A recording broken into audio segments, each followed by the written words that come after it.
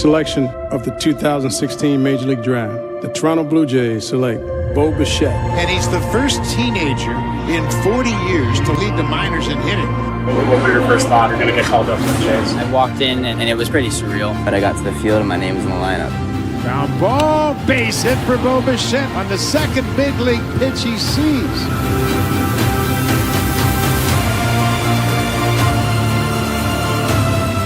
1-1.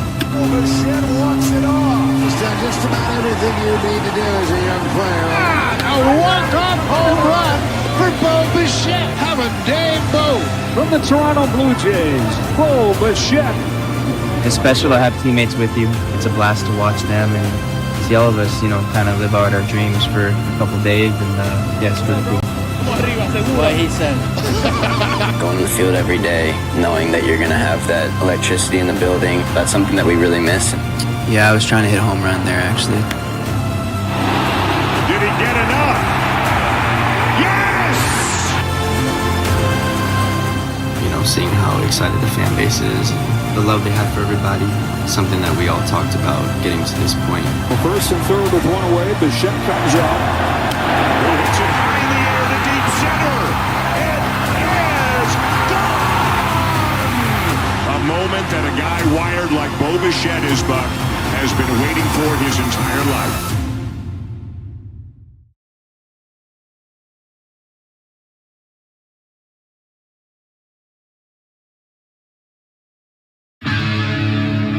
Is coming back to town as a member of the New York Mets. Bo Bichette and the Mets come back to Toronto. He means a lot to us as a team. He's meant a lot to this organization. Everybody loves Bo in Toronto. His homecoming is going to be something special, big applause, standing ovation. He's going to give us all a little smirk. I'm looking forward to facing him. It'll be a lot of fun.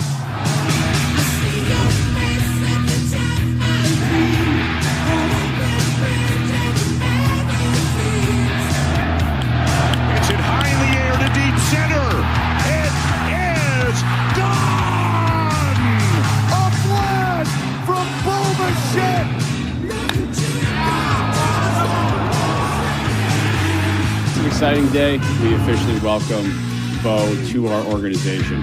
Mets were so pleased to have plucked him away from other suitors. We're so happy for him. He deserves everything. He competes better than pretty much anyone on that field. He did something for him and his family where it sets him up for the future.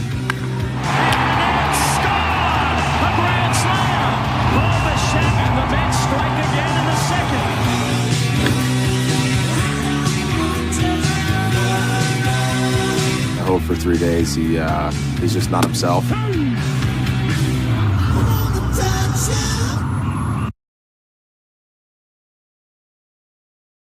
Yeah, it feels different for sure. But I'm excited to get out here and play some ball and see some guys. And but it definitely odd. Bo, did you go for a walk in the city this morning? No, I didn't. Have you had any conversations with any of the guys before coming? Over the course of the year, I've kept in touch with a few guys. But honestly, leading up to this, not really. I mean, baseball life is crazy, and we're all kind of in our own world. So, not really. But I'm sure I'll have some good conversations in the next couple of days. What about the reaction you expect from the fans? You're loved here by this fan base. Do you know what to expect? No, I don't know what to expect. I mean, I think that I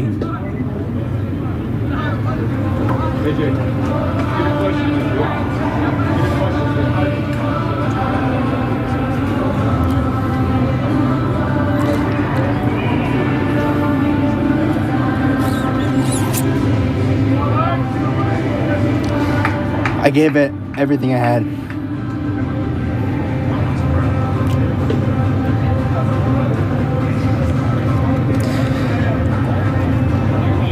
So I just hope that's appreciated.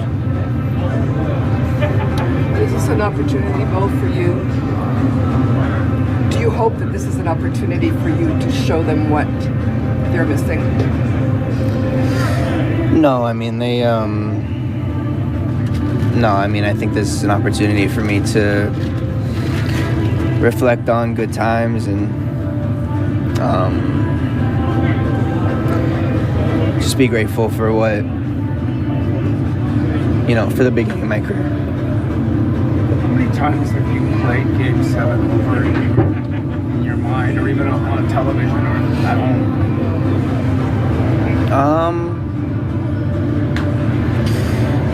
A little bit.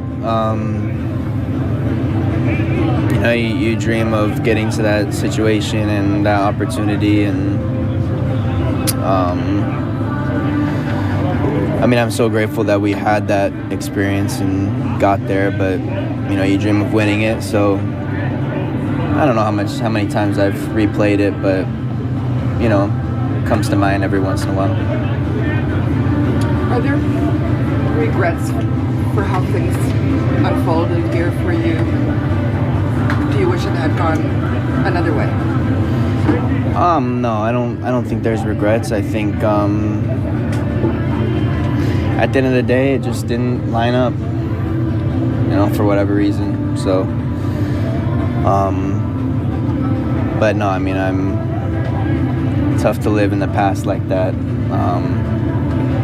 But no, it just didn't line up. Well, in February 23, when you signed a 3-year deal, was that the end of a long-term negotiation session? And did you know at that point you were going to go free? The free agent process was ahead.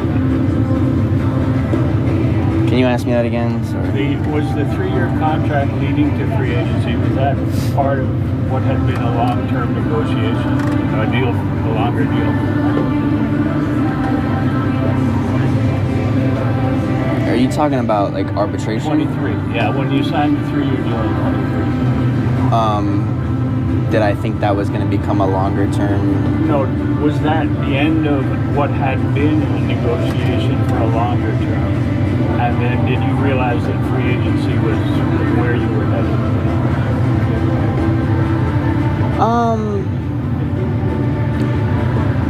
No, I can't say that.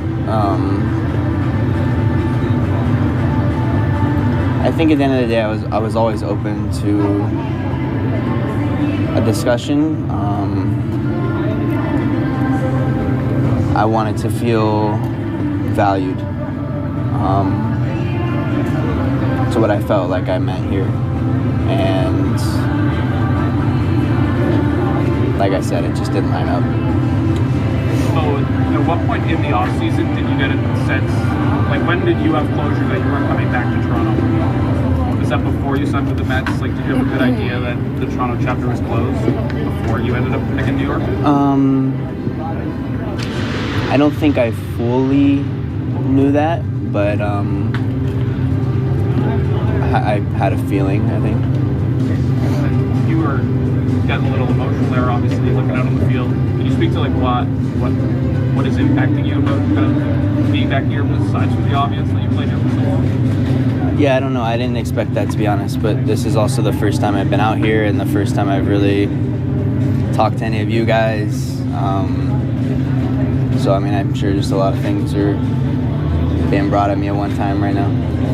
Oh, is this your first time back in the building since Game 7, or did you come like the days after that game? I was here. Yeah, I was here a couple of days after. Just, Schneids was talking earlier about the home run off Shohei, and he said that he took a mental snapshot of you and Vlad at the plate once you crossed. Just something that he wanted to remember. So when you think back to that home run in Game 7, what are some of the things that jump out at you?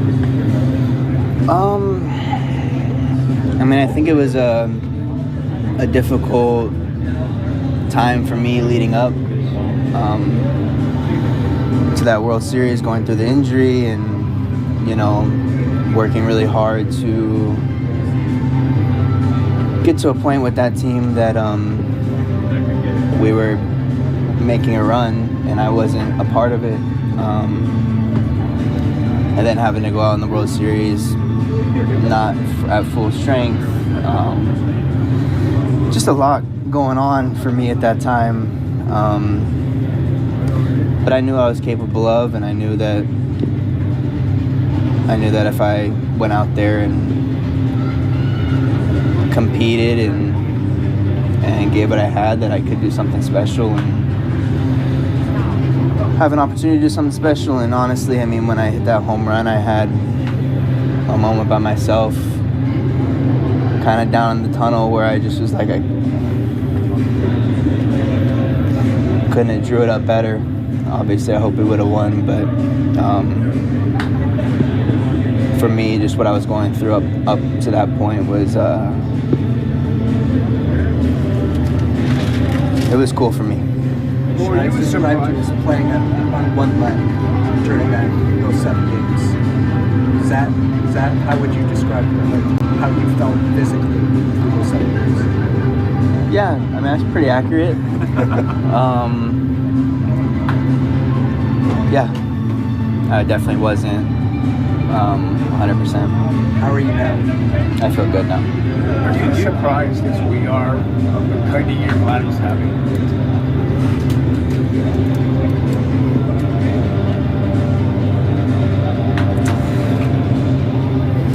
Same story every year. Wondering why Vladdy's not hitting 400 with leading the league in OPS and doing all this, and I know he's not doing what he's capable of, but I mean, you guys have heard me talk about him enough. And every single year he always ends up doing something that makes you guys remind you guys of how good he is. So baseball's tough, and he's one of the best in the world. What was have you had your reunion with Vlad yet, or no? I haven't. I will, though. What do you think it'll be like to see him again?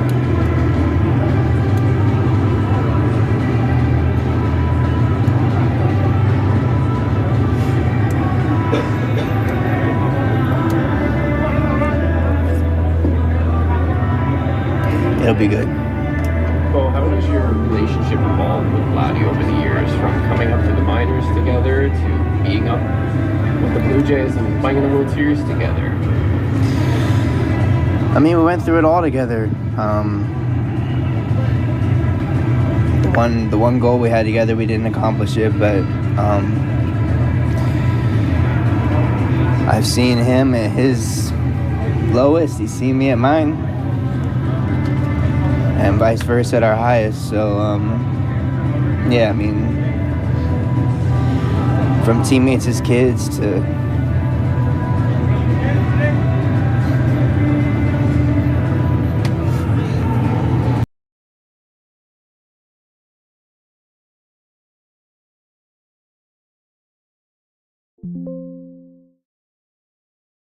pitch in the top of the ninth, losing 3-2 to Texas, a 6th straight loss for the Jays, all 6 coming on their home turf. But today's a new day, and Toronto still has a chance to close out this home stretch on a high note as they welcome an old friend to town, Bo Bichette and the New York Mets.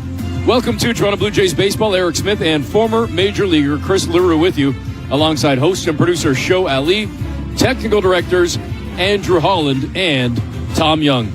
Blue Jays baseball is brought to you by your local family-owned Crown Rust Control Center in Elmwood and Elmira, Ontario. Protect your vehicle with Canada's #1 rust protection. Find your local Crown Rust Control family at crown.com. Trey Savage trying to snap the skid for Toronto tonight. The young righty 3-3 this season with an ERA sitting at 2.56. He'll face Mets lefty Sean Manaea 1-2. It's the Blue Jays and Mets, the first of 3 on what will likely be an emotional night for many, with Bo Bichette back in town. In fact, there is a video tribute to Bichette on the scoreboard at Rogers Center as I speak right now. First pitch, right around the corner. You're listening to Blue Jays baseball, streaming on the Sportsnet app, sportsnet.ca, and across the Sportsnet radio network. Who keeps your business running? Your people. And who keeps your people running? Your people. But when admin time piles up and overhead turns into overheadaches, your people proficiency plummets. That's why Bamboo HR perfectly integrates all of your people functions, so you'll prune that pesky admin time on HR tasks by, let's say, 17.6 hours a week. At least that's what our customers tell us. Power to the people. That's Bambooable. That's Bamboo HR. Official HR software partner of the Toronto Blue Jays. I was a competitive skater, and that journey took me to the Olympics. After I retired, I found tennis. Aging does not mean slowing down. It just means being smart about your movement and equipment. And that's where Kintec comes in. They listened, they were attentive, and they were able to provide solutions. Staying active means my independence and my freedom. Kintec enabled me to have longevity in the things that I enjoy doing. Surefire way to make a good first impression with sports fans. The freshest meat and seafood can't hurt. Wild Fork is here to change the game. Your neighborhood meat and seafood market with over 600 chef-inspired items, blast frozen to lock in freshness. Everything tastes butcher fresh on game day without the premium price tag. Most items are priced under $10. Come talk to a Forkie. Visit Wild Fork in the GTA, including Whitby, Ancaster, Hyde Park, or Newmarket. Shop online at wildfork.ca. Recently, our company softball team lost the big game by 1 run. Then Dale tried to console us with the quote, "Winning isn't everything." Well, Dale and I are very different. I get early payout from Bet365. If my team goes up big, I get paid out instantly, even if they blow the lead later. Sound familiar, Dale? Thanks, Bet365. Must be 19 or older, Ontario only. Please play responsibly. If you have questions or concerns about your gambling or the gambling of someone close to you, please go to connectsontario.ca. T&C supply. This is Toronto Blue Jays baseball. Blue Jays up 3-2 on a wacky play to give Toronto the lead. On Sportsnet 590 The Fan and the Sportsnet Radio Network. No, I don't know what to expect. I mean, I think that I gave it everything I had. So I just hope that's appreciated. Have you had your reunion with Vlad yet, or no? I haven't. I will, though. What do you think it'll be like to see him again? It'll be good. The voice of former Blue Jay and current Met, Bo Bichette, as he brings the Mets to town, the New York Mets, for a 3-game series against the Blue Jays as Toronto closes out this homestand with 3 against New York, and certainly wanting to and arguably needing to get back on track, having lost 6 straight ball games, 1-6 thus far on this 10-game homestand. Certainly not the way the Blue Jays wanted to see things go down at Rogers Center, but again, a chance to turn their fortunes with the first one tonight against Bichette and the Mets. Eric Smith and Chris LaRue with you. And Chris, in listening to those comments from Bichette, I don't know if people could tell through the audio alone. I kind of knew because I was standing there listening to it live and in person, as you were as well. Bo Bichette got visibly upset and was fighting back tears for most of his 10-minute or so scrum with the media down in the Mets dugout. And part of the reason brought to tears, thinking about the history, no doubt, of his time in Toronto.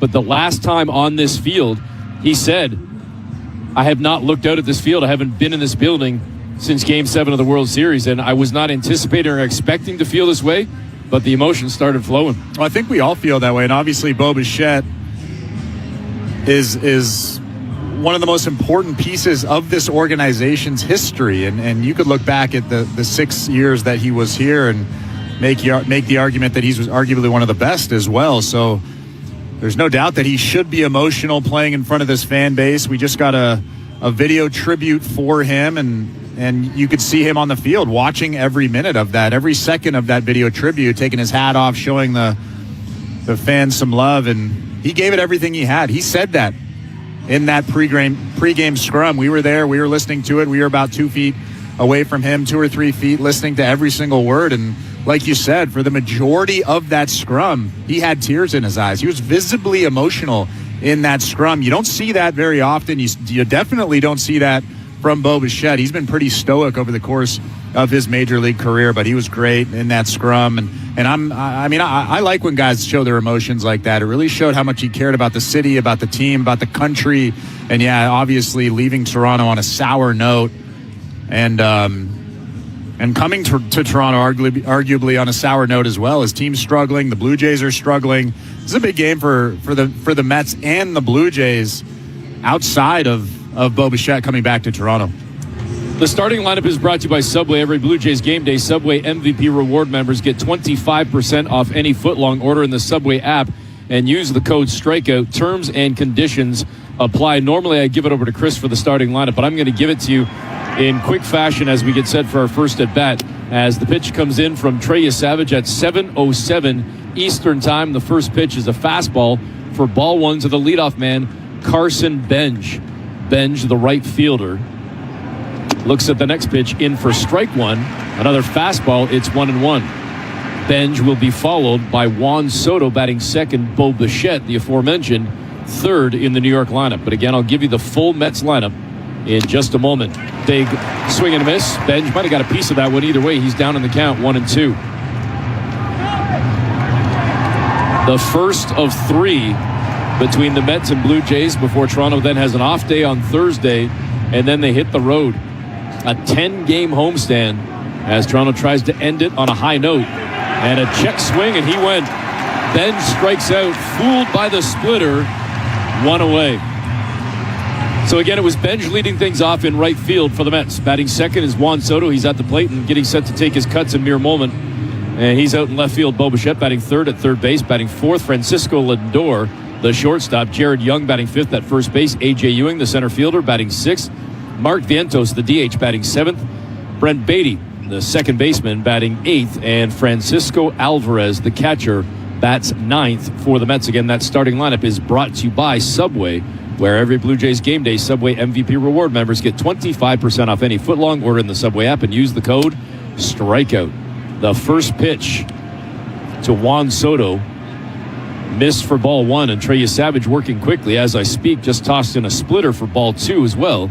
So the veteran Soto, the dangerous Soto, getting ahead 2-0, offers at the next pitch, got a piece of that fastball to send it foul just to our left, ricochets off the 300 level. It's 2-1. Feel like I haven't breathed for the last 3 minutes.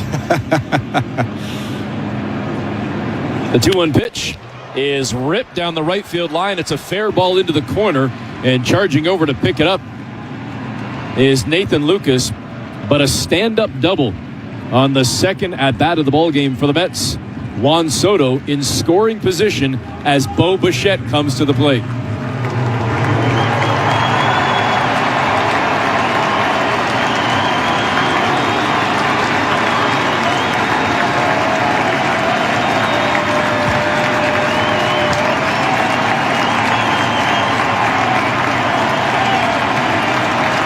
A pretty solid ovation for Bichette, and understandably so. There was a video tribute for him before the game. He just stepped out of the box and was granted time. He waved to the crowd. Then he took his helmet off and waved his helmet and essentially tipped his cap to the crowd as well, showing the appreciation for the Blue Jay faithful, who now sits down, I would say, at least 50%, if not more, standing and showing their respect to Bo Bichette, who just took a fastball from Trey Savage for strike one. Bichette down on the count, 0-1. Juan Soto out at second. And Bichette jumps on the next pitch, and a pretty solid ride out into right center field. And on the track, making the grab, is Miles Straw. He quickly turns and fires it in to second base to the cutoff man, Luis Urias. And that advances Juan Soto to third, but the Mets have two away. That's vintage Bo, going the other way, using the big part of the field, taking a tough slider off the plate away, and missing a home run by about 5 or 6 feet out there in right center. Juan Soto taking the extra base. Now there's 2 outs in this inning. Big at bat coming for Trey Savage against a very tough Francisco Lindor, although he is struggling this season. Lindor batting from the left side. The Mets shortstop looking to cash in. Juan Soto at third base. Toronto having issues during this homestand, during the 6-game losing streak of falling down early in ball games and hoping to avoid doing the same here tonight. Mets threatening here in this first inning. Top of the first, no score. And the 1-0 pitch is a swinging strike from Lindor. It's 1-1. Best splitter of the night so far. Looked like a fastball out of the hand, dropped off the table when it got to the zone. Timeout granted for Lindor as he now digs back in the box. This first inning is brought to you by Armstrong Bird Food. Bring nature to your backyard with Armstrong, feeding Blue Jays since 1986. Visit ArmstrongBirdFood.com. The 1-1 pitch. They look down to third. And Lindor apparently did indeed hold back. On the check swing, he gets ahead in the count, 2-1. James Hoy is behind the plate. Out at third is DJ Rayburn. Sean Barber at first, and at second, John Lipka. That's your umpire crew for tonight. The 2-1 pitch is fouled off to our left, and again into the 300 level. It's 2-2. Good velo on that elevated heater, 96 miles an hour. That's a good sign. Crowd starting to buzz a little bit. Savage wants to get out of the inning, misses on the outside edge with a splitter as the count is now full at 3-2.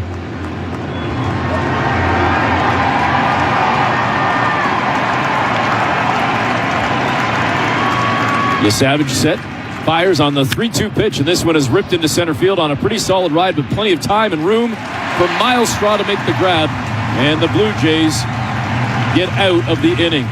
Mets strand a runner. Soto's double does not come back to bite the Blue Jays as we go to the bottom of the first. Toronto and the Mets tied at zeros on Toronto Blue Jays baseball. Brought to you by your local family-owned Crown Rust Control Center, streaming at sportsnet.ca and the Sportsnet Radio Network. Looking to fire up a backyard barbecue? At Home Hardware, we've got Broil King barbecues and Blackstone griddles, stainless steel accessories, rotisseries, and everything you need to get cooking outside. But the sun. Find everything you need for your next project and earn and redeem Scene Plus points at over 1,000 Home Hardware and Building Center locations, all locally owned and genuinely Canadian. At Crown Rust Control Center, protection runs deep because every Crown Rust Control Center is owned by a local family who cares beyond business. Your Crown Rust Control Center is 100% committed to their product, to you, to their community, which is your community. Protecting you and what matters to you is equally important as protecting your vehicle. Did you know your vehicle rusts faster in warm weather? Protect your vehicle today. For a special summer offer, find your local family-owned Crown Rust Control Center at crown.com. There's nothing worse than waiting in long lines around the ballpark. That's why Bet365 has 5-run early payout. When the team you're riding goes up 5 runs at any point in the game, they'll pay your bet out right then and there, win or lose.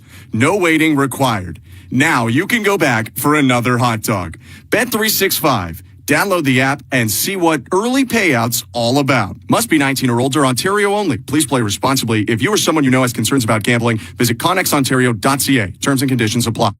This is Toronto Blue Jays baseball. Way back, and Jimenez has done it again. On Sportsnet 590 The Fan and the Sportsnet Radio Network. Bottom of the first inning, and the first pitch into George Springer, the leadoff man for the Blue Jays, is inside from Sean Manaea, the lefty starter for the Mets. Falls behind in the count, now 1-0. Kicks and fires on the 1-0 pitch. It's fouled off by Springer. It's 1-1. The Blue Jay lineup, again, as we go back to the starting lineups, brought to you by Subway. Nathan Lucas will bat second in right field. Vladimir Guerrero batting third at first. Kazuma Okamoto batting fourth at third base. As Springer looks at a pitch inside, and they actually go down to first and say he went around.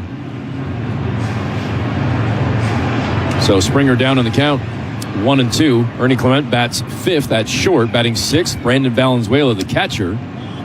As Springer looks at a 2-1 pitch, or excuse me, a 1-2 pitch, and that one too far inside. It's 2-2. Luis Urias batting seventh at second base. Yohander Pignago batting eighth in left field, and Miles Straw batting ninth, the center fielder. The 2-2 pitch to Springer is fouled off by George. Dribbles toward the on-deck circle, and Springer stays alive and awaits another 2-2 offering. Arsenal for Sean Manaea goes four-seamer at about 36% of the time. He'll throw that around 91 miles an hour. Big sweeper that he throws 32% of the time, then sinker, cutter, and a changeup. 2-2. And Springer got underneath it, sends it into left field. It's going to drop in front of Soto, who then misplays it. It gets under Soto's glove all the way to the wall. Springer on his horse around second to third, then bobbled in the outfield, and George Springer is going to come all the way around and score. Call it a Little League home run as the Mets boot around the ball in left field, and George Springer leads off this game with Toronto finally getting on the board first. I'll take that. Little League homer. That's a triple with an error officially. But the Blue Jays need some excitement early. John Schneider has talked about how they just haven't been coming through, especially early on in ball games. Juan Soto gave George Springer an absolute gift, misplaying that baseball, letting it go by him. George Springer should be standing at third base. Ultimately, he comes all the way around to score the first run of the ball game. Not quite sure what happened between Soto and A.J. Ewing, the center fielder, when he came over trying to help Soto. And as they say, they booted around a second time, as now Lucas dribbles went out to second base on the second at-bat of the ball game. And unfortunately, Nathan Lucas grounds out one away. I think A.J. Ewing actually tried to pick up the baseball and just flew out of his glove, ended up in the left field corner. And neither one of those guys went to pick it up because George Springer was already at third base by the time that happened. And that's it. That's a Little League home run officially. 1-0 Blue Jays. One out here as Guerrero steps to the plate. Folks still buzzing on a play that you don't see very often at arguably any level, even the Little League, let alone here at the majors. Blue Jays in need of a gift and a little help, and they just got one to start this game. Vladdy looks at a 1-0 pitch that was outside, the sinker from Minaya, and Guerrero gets ahead 2-0.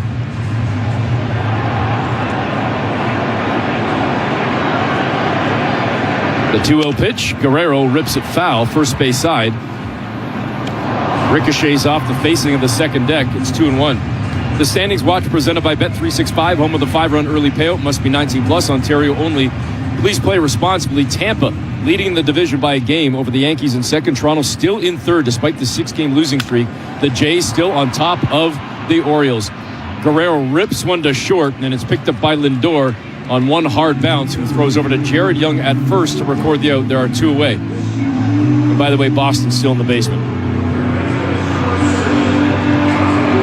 Been a tough year for the Red Sox. Having said that, they have won 4 in a row and sit only a game and a half behind the Orioles, and for that matter, only 2 games behind your Toronto Blue Jays in third in the East. With 2 out, stepping to the plate, Kazuma Okamoto. And the first pitch to Okamoto is a sweeper in for strike 1. On the 0-1 pitch, after getting Okamoto on the sweeper, the sinker is well outside for ball 1. It's 1-1. Sean Manaea kicks, fires the 1-1 pitch, came too far inside. And I believe that did. Yeah, it did. It hit Okamoto. I don't know why he was still standing there. I mean, he was standing in the box. Maybe he's simply waiting for the official call from the home plate umpire, James Hoy. Chris, there's no doubt about it. He was hit. Well, it's interesting. I mean, you can make the argument that you want Okamoto standing in the box with 2 outs in the inning. He's been your best hitter over the last couple of weeks or so. This brings up the number 5 hitter for the Blue Jays, starting at short tonight, Ernie Clement. So the Blue Jays facing the lefty means Andres Jimenez gets a night off, or at least gets a night off from starting. Might see if we get him off the bench at some point this evening. The 1-0 pitch to Clement is up high for ball 2 and a 2-0 count. We're in the Timber Mart broadcast booth. Strong builds start in the dugout with the right game plan and the right materials. From framing lumber to finishing supplies, your local Timber Mart helps you build with confidence from the ground up. It's a home run build at Timber Mart, Canada's building center. The 2-0 pitch misses for Clement, as it's now 3-0. I would imagine he's taken all the way here, but you never know. 3-0 pitch. Outside edge. Clement was wondering. He kind of looked back at James Hoy, and it is a called strike. It's 3-1. Actually, that was well outside of the strike zone. Probably too early to challenge, though. You get a 3-1 count. There's 2 outs in the inning. Not the right time. The lead at first for Okamoto, not likely going anywhere with the 3-1 pitch. Clement looks at another one. It's a called strike on a sinker to bring us to a full count at 3-2. Minaya is not overpowering at all. 89-90 with that sinker. 3-2 pitch came inside, doesn't matter, as Clement turns on it and rips a base hit into left field. And the Blue Jays keep the good times rolling here in the first inning, 2 on with 2 away. That was actually a pretty good pitch from Minaya. Well-located four-seam heater on the inside part, actually maybe even off the plate inside. It jammed Ernie Clement, but he was able to dump it in front of Juan Soto. Blue Jays have a mini rally here with 2 outs, runners at first and second.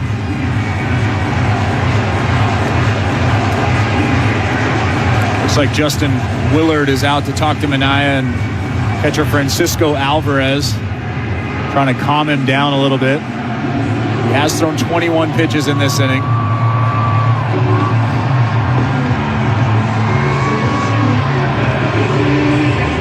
Blue Jays leading 1-0 here in the bottom of the first inning. And they got that run from the leadoff man, George Springer. Brandon Valenzuela digs in right now and offers that the first pitch, fouling it straight back into the netting. He's down in the count, 0-1. That was a gift. That was an absolute gift from arguably the best player in all of Major League Baseball. I don't think anybody's going to disagree. He misjudged the play initially. As Valenzuela rips it out to third, it's picked up by Bichette, who fires over to second to get the out and sit down the Blue Jays. We'll talk more about that Springer run and that Little League home run that has given Toronto 1-0 lead when we come back. It's the second inning on Blue Jays Baseball, brought to you by your local family-owned Crown Rust Control Center, streaming at sportsnet.ca and the Sportsnet Radio Network. A catastrophic injury changes everything. At Bergmanis Prera, we understand the weight of that burden. I'm founding partner Kurt Bergmanis, and my historic $24.5 million settlement win is no accident. While every case is unique and results will differ, my commitment to maximum compensation remains the same. If you've been seriously injured, call us for a free case evaluation. Bergmanis Prera, because results matter when it matters most. Visit us at bplawyers.ca. Hi, I'm the legal voice at the end of car ads. You may know me from vehicle shown with optional equipment, or even model shown may vary from selected trim. But Subaru wants you to hear me. This is the base model Subaru Crosstrek with all-wheel drive, traction control, and advanced safety features. I needed that. Don't compromise this summer. Hurry into your local Subaru dealer for lease rates as low as 1.49% for up to 24 months. Conditions apply. Subaru. Uncommon comes standard. There's more to driving than getting from point A to point B. There's scenic routes to discover, road trips that test your cargo space, and Sunday drives where getting lost is almost a bonus. That's why Scotiabank, Scene Plus, and Shell are teaming up to unlock new ways to help you save and earn on fuel purchases. Eligible Scotiabank clients can get up to 10 cents per liter in value at Shell with Scotiabank and Scene Plus. Visit scotiabank.com/Shell to learn more. Conditions and limits apply. Actual value may be lower. Scotiabank, you're richer than you think. This is Toronto Blue Jays baseball. Vladdy under it, makes the catch, and the Blue Jays win the series. On Sportsnet 590 The Fan and the Sportsnet Radio Network. Back at Rogers Center, getting set to start the second inning, top of the second inning, with the Blue Jays leading 1-0. Jared Young comes to the plate. The left-handed hitting Young. The Mets first baseman awaiting the first pitch from Trey Savage, who kicks and fires, and a big cut, swing and a miss on a fastball from Savage, clocked at 95, 0-1. Yeah, it looks like he's got a little bit of extra juice in that right arm tonight. The 0-1 pitch fouled off again to our left. You might have heard it ricochet about 30, 40 feet to our left. Down in the count now, Young, 0-2.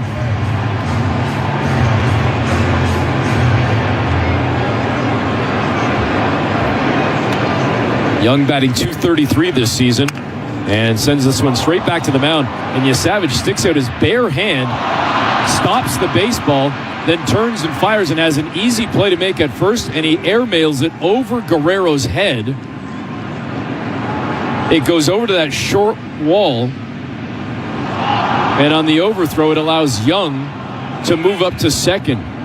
So Toronto got the gift on the Little League home run for George Springer, and now Savage just gave the Mets a gift as the leadoff man stands at second on a play where he should have easily been thrown out at first. Yeah, this has been a relatively messy game so far.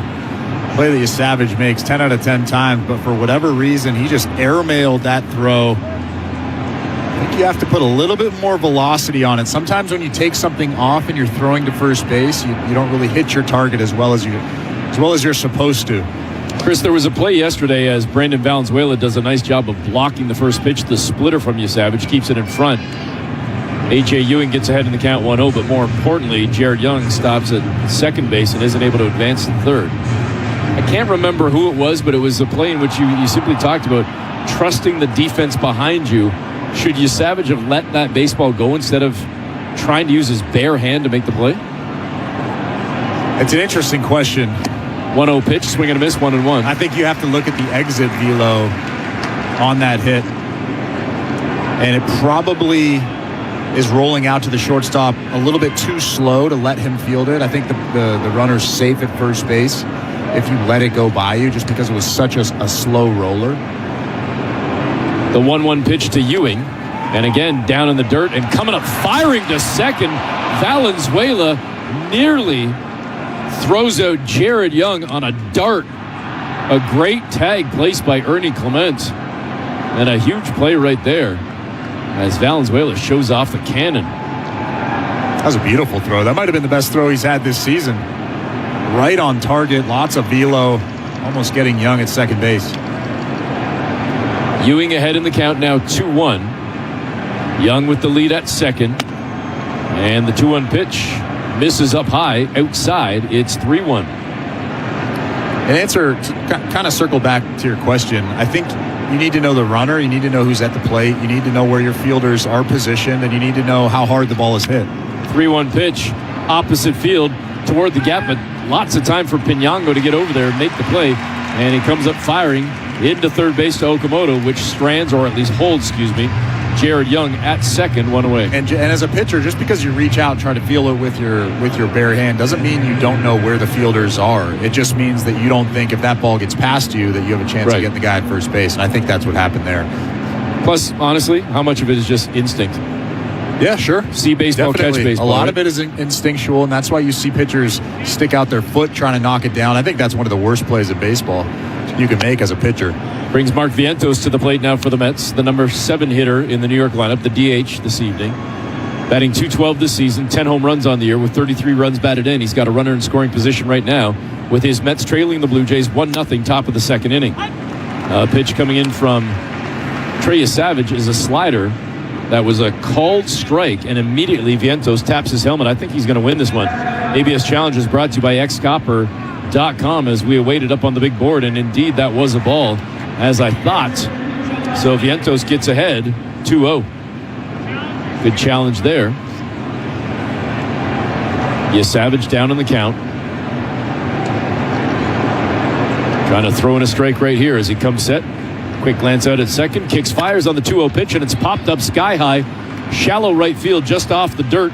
And looking up, making the play is Luis Urias. Vladimir Guerrero Jr. was to his left by about 2 feet, but Urias took charge at second base.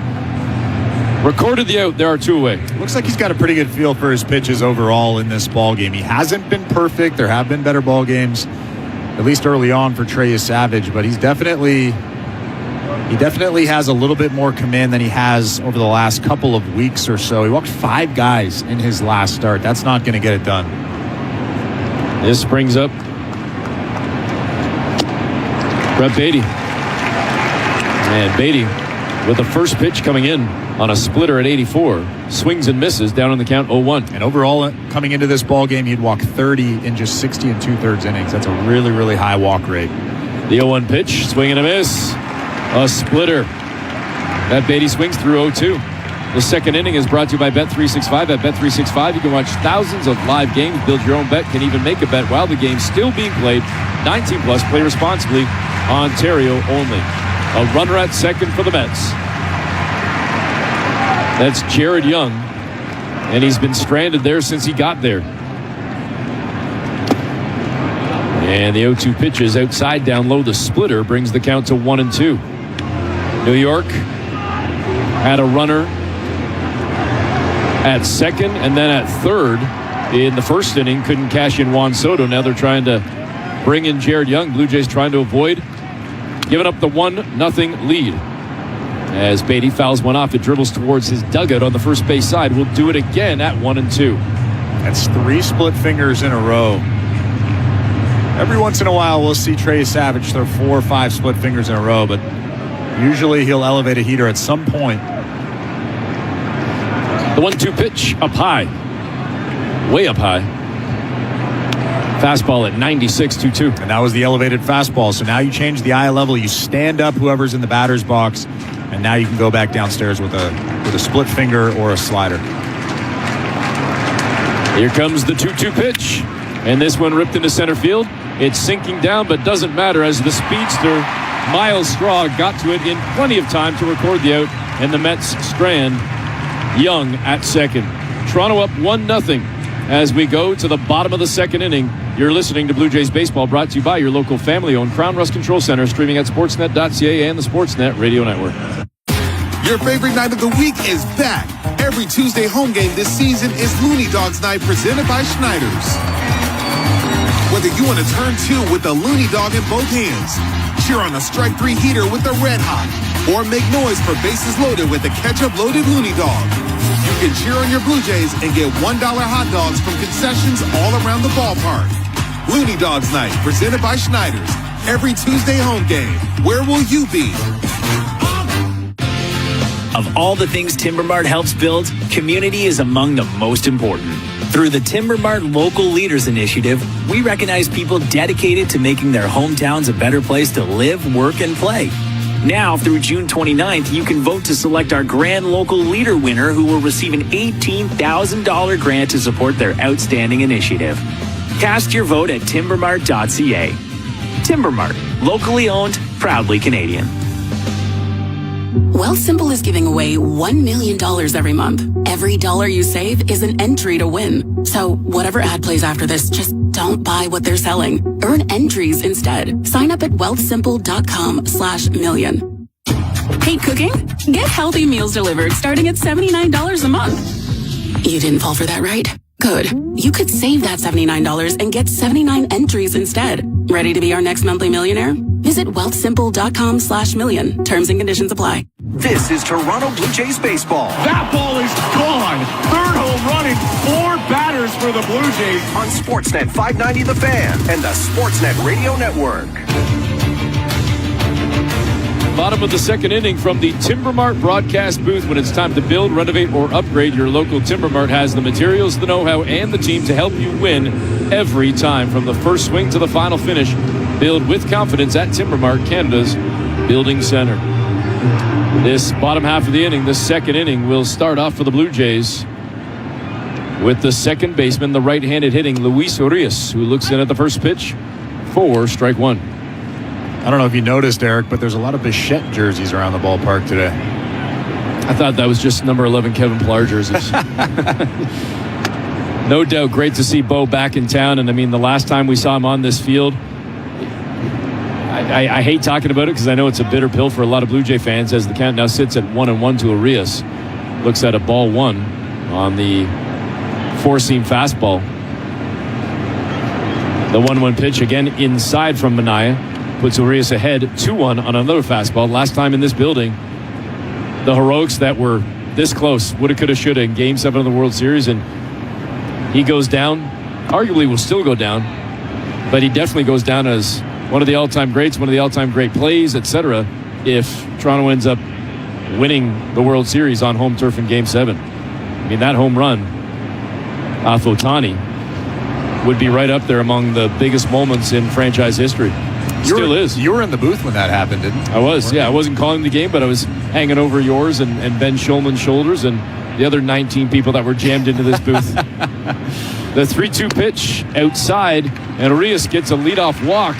Great start to this inning for the Blue Jays. Yeah, now that you mention it, I think there were 19 or 20 other people other than me and Ben, or Ben and I. There were a lot. We won't name anybody. They know who they are.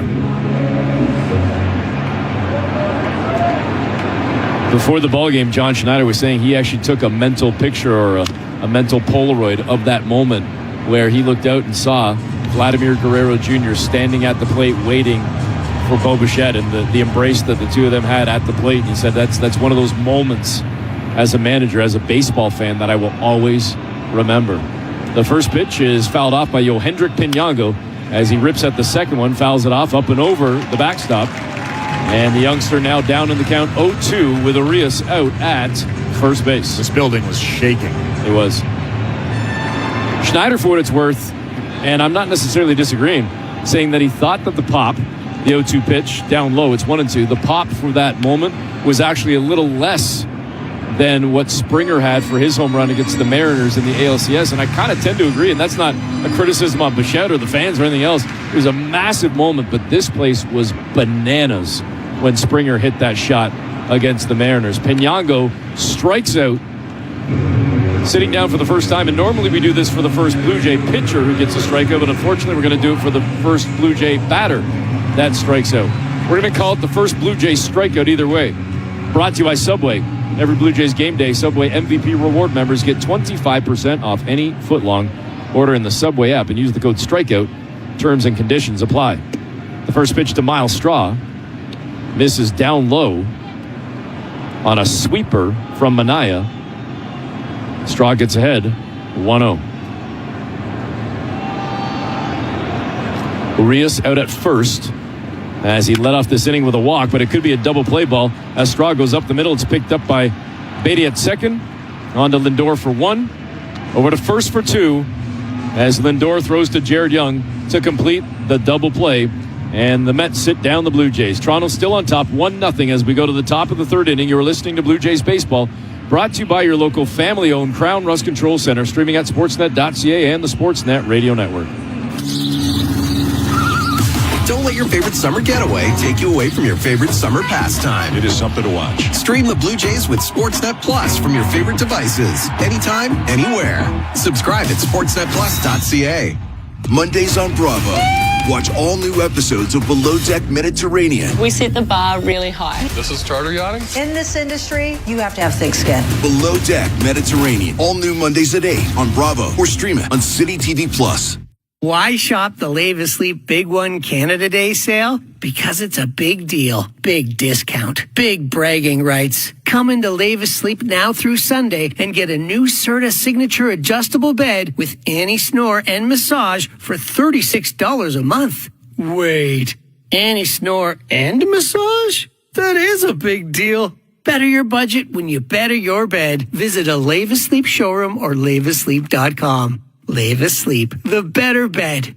There's nothing worse than waiting in long lines around the ballpark. That's why Bet365 has 5-run early payout. When the team you're riding goes up 5 runs at any point in the game, they'll pay your bet out right then and there, win or lose. No waiting required. Now you can go back for another hot dog. Bet365. Download the app and see what early payouts all about. Must be 19 or older, Ontario only. Please play responsibly. If you or someone you know has concerns about gambling, visit connexontario.ca. Terms and conditions apply. This is Toronto Blue Jays baseball. Straw hits it high and hard out to left field on a line. It's hooking and it's gone. On Sportsnet 590 The Fan and the Sportsnet Radio Network.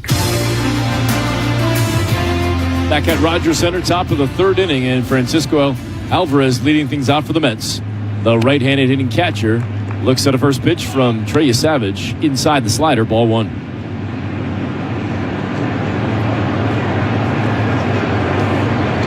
Alvarez, the number 9 hitter in the New York lineup, jumps on the next pitch, sends it sky high out into right field, and plenty of room out there to make a relatively easy grab. Nathan Lucas one away.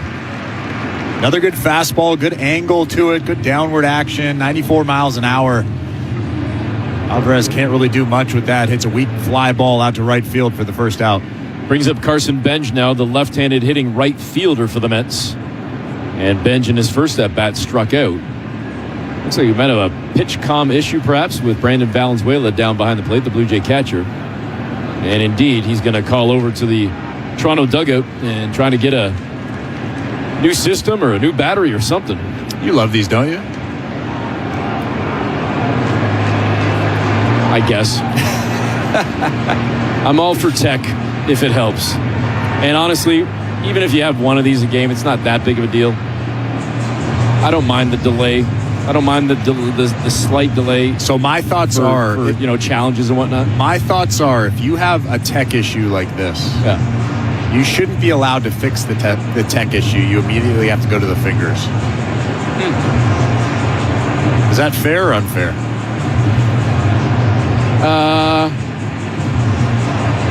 I'm gonna go with unfair. But look at how long this is taking. This is a minute already. Brandon Valenzuela's walking into the dugout now. John Schneider's come out to actually chat with James Hoy, the home plate umpire. And now, if you go straight to the fingers, this inning's already over. Sounds like the earpiece might have come off and got stuck in his ear. Oh, there you go. So I take back everything that I just said. Andrew Holland, our man on the scene, Johnny on the spot. He's got the eagle eye, I guess. Better eyes than me. Certainly better eyes than me, I'll tell you that. Maybe you don't want to push that thing too far in the ear. What's the old school rule? If it's bigger than your elbow?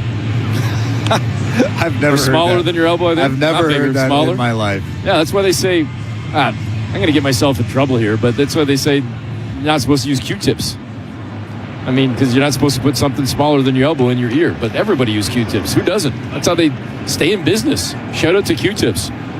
Carson Benj, pitch up high for a 1-0 count. Something you didn't have in your bingo card tonight? Well, Shout I think out they're to called Q-tips. ear swabs. You don't need to specify with the Q-tips and the brand name. Oh, just like everybody says Kleenex, but it's actually tissue. But come on. What are we talking about here? What world are we living in? 2-0 now to Carson Benj. I'm just trying to get the Fan 590 sales department a few more dollars. This one ripped foul down the right field side into the second deck. And, well, if that was Game 7 of the ALCS, I might have had a souvenir. Or maybe your brother would have, who was just behind me. 2-1. The count to Benj as Savage paints a beauty on the inside edge. The fastball at 95 evens the count at 2-2. He's locating the fastball up and into lefties very well so far in this start. 95 with that one. And the 2-2 pitch just misses on a splitter. It's 3-2. Blue Jays Baseball is brought to you by your local family-owned Crown Rust Control Center in Elmwood and Elmira, Ontario. Protect your vehicle with Canada's #1 rust protection. Find your local Crown Rust Control family at crown.com. Savage comes set, kicks, fires, 3-2 pitch, and this one is a line drive base hit into right field as Benj, the leadoff man, gets on with one away here in the third. That fastball was actually out of the zone, up and in. Benj didn't hit it that hard, actually ate him up. He was able to dump it out and just over the outstretched glove of Urias at second base. That's the tough part of that lineup. Juan Soto, Bo Bichette, Francisco Lindor. Have to make your pitches to these guys. Soto at the plate, had a double in his first at-bat, ripped it into the right field corner. Going to try and do so again right here, but he pops up the first pitch. Having said that, it's going to make its way into the stands. So it won't bite Soto as he digs back into the box, down in the count, 0-1. Soto was actually just staring out at Trey Savage. I think just letting him know that that was a little bit of a hanger. You don't want to throw that pitch there again. Soto coming into the ball game with 17 home runs, 39 runs batted in, and an average sitting at 300. It's now up to 303 following his first inning double. The 0-1 pitch is down in the dirt on a splitter from Savage, and the count now even at 1-1. So you say, I know you gave the sort of caveat of arguably, but if I was arguing with you, or if you were arguing with yourself, we call this a pause. The 1-1 pitch fouled off by Soto, 1-2.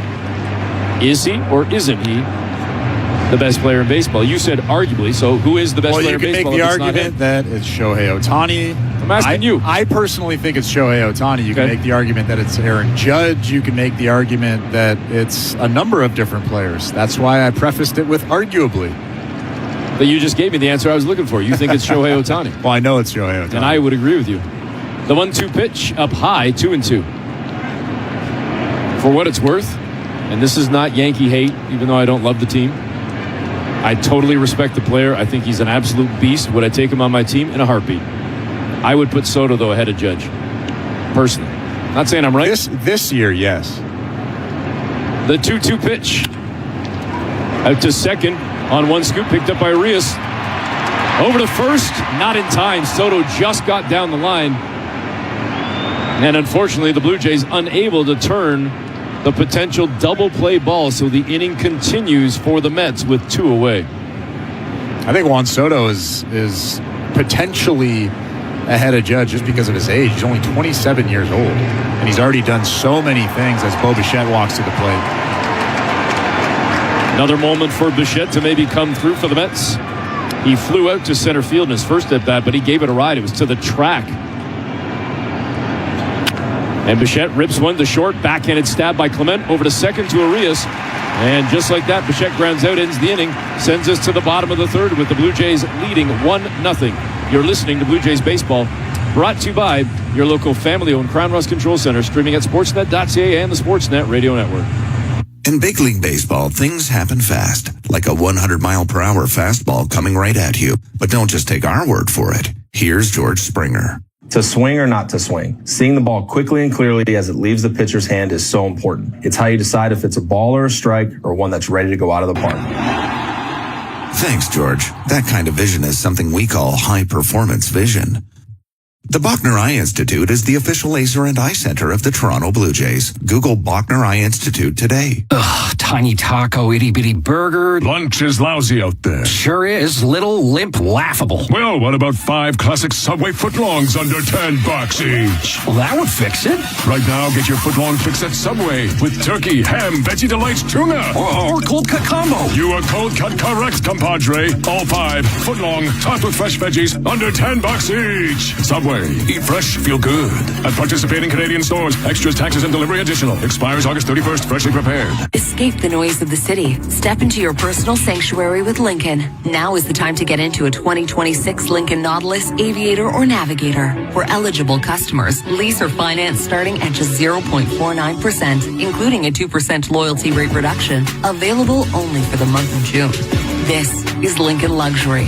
Elevated, with ownership privileges that are a cut above the competition. Visit your nearest Toronto Lincoln dealer today or go to torontolincolndealers.com for details. This is Toronto Blue Jays baseball. Marshall smashes the ball to right field.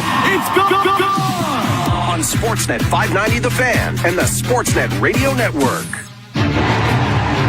Bottom of the third inning, and the Blue Jays will flip it over to the top of the order. A second at bat for George Springer, who had the Little League home run to start this ball game, a triple that was booted around in left field by both Juan Soto and New York center fielder A.J. Ewing, which allowed Springer to come all the way around and score. In his second at bat here, Springer sees a fastball at 91 from Anaya, called strike 0-1. Springer held back on the next pitch. Might have been fooled by the cutter, but he didn't offer at it. It's 1-1. Wonder how those hammies are feeling after that Little League homer. It's tough to run all the way around the bases, sprinting. The 1-1 inside edge. A fastball is a called strike, 1-2. I'm going to get you to do it after the ball game. Let me know how it goes. Back in the day, I actually had some wheels. Now, bring me a walker. Here comes the 1-2 pitch. Inside edge, caught looking. Springer sits down. The strikeout for Manaya is second of the ball game, 1 away. I had no power. At least you still look young, according to Tim Leeper, the third base coach. Yeah, Tim Leeper thought I was about half my age. I'd take it. Either that or him saying "you look good" is just his line for everybody. Because I did hear him say it a couple of times. Foul ball down the left field line and into the stands for Nathan Lucas, trying to swing and take advantage of that first pitch, that four-seam fastball. 0-1. All right, let's go through the list of people that he said you look good to. You. Jamie Campbell. Jamie. You. Me. Me. I don't know if he said... We all keep in shape. Yeah. I mean, you especially. Enough of that. If I didn't know any better when I'm looking at that golf shirt and those guns, I would think that you might tailor that shirt. I mean, You're just busting out there with those biceps. Lucas now busting out as well of an 0-2, or at least hoping to, as he takes a pitch on the inside edge with the cutter. It's 1-2.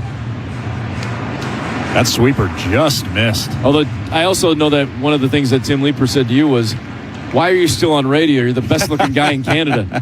Here's the 1-2 pitch fouled off by Lucas. But my guy to my left here, he's doing some TV this year, getting in some work with Jamie Campbell on the Sportsnet TV broadcast. Well, I'm very close with Leap, so he's going to be very kind to me no matter what. The 1-2 pitch inside, too far this time from Anaya. Good take there from Lucas. It's 2-2.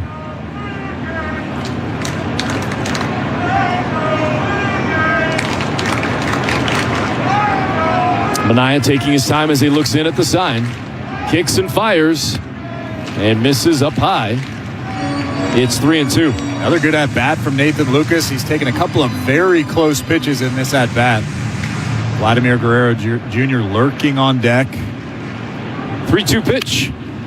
Off the handle of the bat, opposite side to the third baseman, Bichette, who picks it up and promptly whips it over to first to Jared Young to record the out and get Nathan Lucas by a step or two. There's 2 away. Bo's actually shaded towards second base, so playing more like a shortstop normally would. Who's probably very comfortable fielding that slow ground ball, throwing it from closer to where a shortstop would be.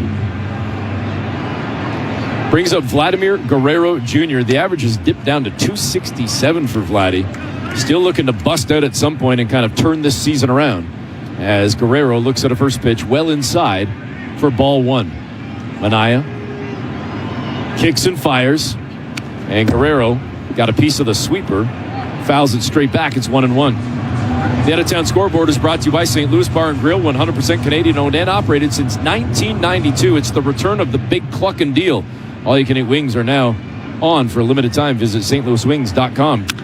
As Vladimir Guerrero Jr. rips a line drive into left field and sliding it on one knee, Juan Soto makes the grab. So after botching the play on a much easier play, seemingly, for Springer to start the game, Soto recovers and tries to redeem himself in this third inning with a beautiful catch on Guerrero. We'll put the St. Louis Bar and Grill out-of-town scoreboard on pause for a moment and give you some scores. When we come back, it'll be the top of the 4th inning with the Jays up 1-0 on Blue Jays Baseball. Brought to you by your local family-owned Crown Rust Control Center, streaming on the Sportsnet app and the Sportsnet Radio Network. Don't let your favorite summer getaway take you away from your favorite summer pastime. It is something to watch. Stream the Blue Jays with Sportsnet Plus from your favorite devices, anytime, anywhere. Subscribe at sportsnetplus.ca. Mondays on Bravo. Watch all new episodes of Below Deck Mediterranean. We set the bar really high. This is charter yachting? In this industry, you have to have thick skin. Below Deck Mediterranean. All new Mondays at 8 on Bravo or stream it on City TV Plus. Bruh. Sup? St. Louis Bar and Grill has all-you-can-eat wings right now, and I am not capping. No shot. Unlimited wings, limited time. We are so going. That's actually bussin'. This is our Roman Empire, Jake. We are wing-maxing tonight. Grab your fit. We're eating like 6-7 pounds each. High key. That's unhinged. I'm in. This is the lore. That part. Wing Sanity is back for a limited time at St. Louis Bar and Grill with Giving Deal of the Summer. Get ready to discover the Seneca Polytechnic difference. Explore the best of university and college with an education that gets you career ready and world ready. Join us at Seneca's Open House on Wednesday, July 15th from 5 to 8 p.m. in person or virtually to discover programs, meet experts, attend live presentations, and explore our campuses. Register for Open House at senecapolytechnic.ca. Hi, this is Jeff Hoffman, and you're listening to Toronto Blue Jays Baseball on the Sportsnet Radio Network.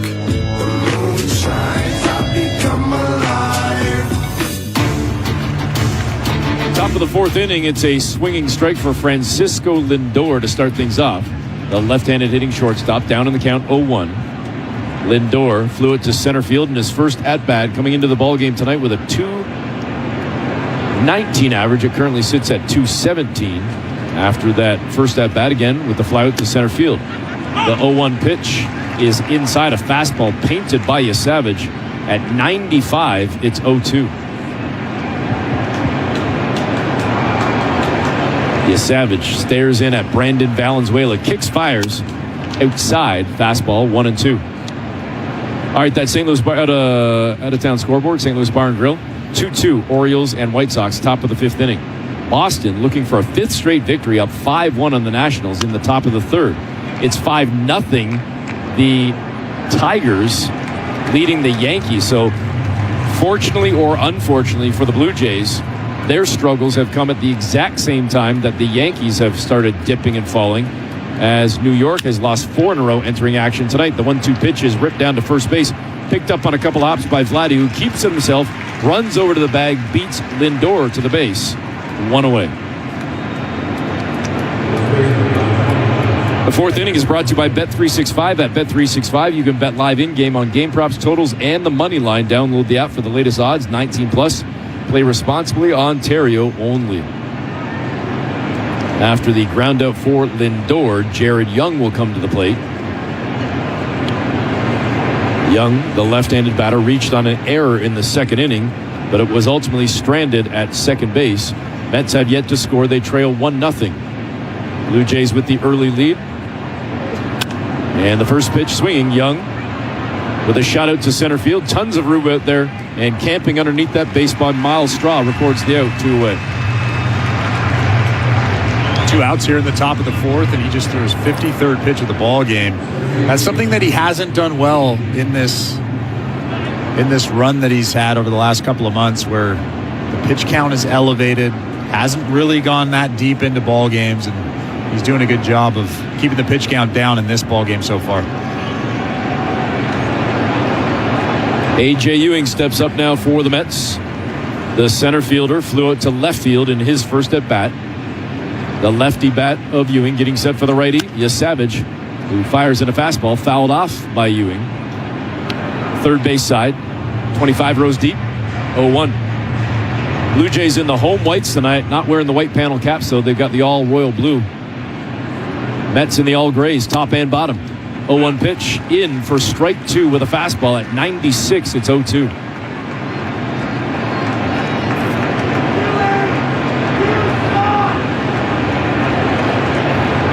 Savage looking to get out of the inning right here. Fires on the 0-2 pitch. Sent opposite field. Decent shot, but again, lots of room out there. And Yohendrick Piñango takes about 6 feet steps backwards and makes the grab to record the out and sit down the Mets. On to the bottom of the 4th we go. Blue Jays leading 1-0. You're listening to Blue Jays Baseball. Brought to you by your local family-owned Crown Rust Control Center, streaming at sportsnet.ca and the Sportsnet Radio Network. I'm Buck Martinez, and if there's one thing I know, it's Bucks. That's why I'm announcing Buck an Inch by Pizza Pizza. Get any 2-topping pizza for just $1 an inch. A 12-inch medium pizza is now $12. 14-inch large, $14. 18-inch huge double XL, $18. Get any size 2-topping pizza for just $1 an inch at Pizza Pizza. Take it from $1. It's a dinger of a deal. We were all that age once, where the wonder of what's possible always led to its own unique adventure. Every Sunday home game, Rogers Center transforms into a place where the love of the game and the joy of childhood come together. Junior Jay's Sunday is always one of the fun parts of the Blue Jay calendar. Junior Jay's Sundays, presented by the Ontario Honda Dealers Association, are made for memories. Where will you be? Fan lovers! At Sleep Country, we know that you'll try just about anything to cool off during the summer. Now you can beat the heat at our Sleep Cool event with great deals and solutions to keep you nice and cool all heat wave long. But these prices won't stay hot forever. The Sleep Cool event is on now at Sleep Country. Get 25% off almost everything like mattresses, pillows, sheets, and more. Hurry, offer ends soon. Stay cool, Canada. Restrictions apply. Speak to a sleep expert for details. This is Toronto Blue Jays baseball. Swing and a miss, strike 3. Middle lane fastball, but he puts it by Cruz. 2 down. On Sportsnet 590 The Fan and the Sportsnet Radio Network. Kazuma Okamoto to lead things off for the Blue Jays here in the bottom of the 4th inning, with Toronto leading 1-0. And the first pitch to Manaez popped up foul, up and over the backstop by Okamoto, down in the count 0-1. I still can't get used to hearing Iris by Goo Goo Dolls as Okamoto steps to the plate. But I'll tell you what, if it ain't broke, don't fix it. 19 home runs, 53 runs batted in on the season. Okamoto hit by a pitch in his first at bat. Looks at the 0-1 in for strike 2 on a sinker from Minaya. And Okamoto down 0-2. The pitch inside came real close to hitting Okamoto again. It's 1-2. That's that big sweeper. He's got a big sweeper that moves across the plate, a lot of horizontal movement. Unfortunately, he'll run into a lot of right-handed hitters because of that. Okamoto reaches out, stays alive, fouling off a sinker on the outside edge. And stays alive in this at-bat.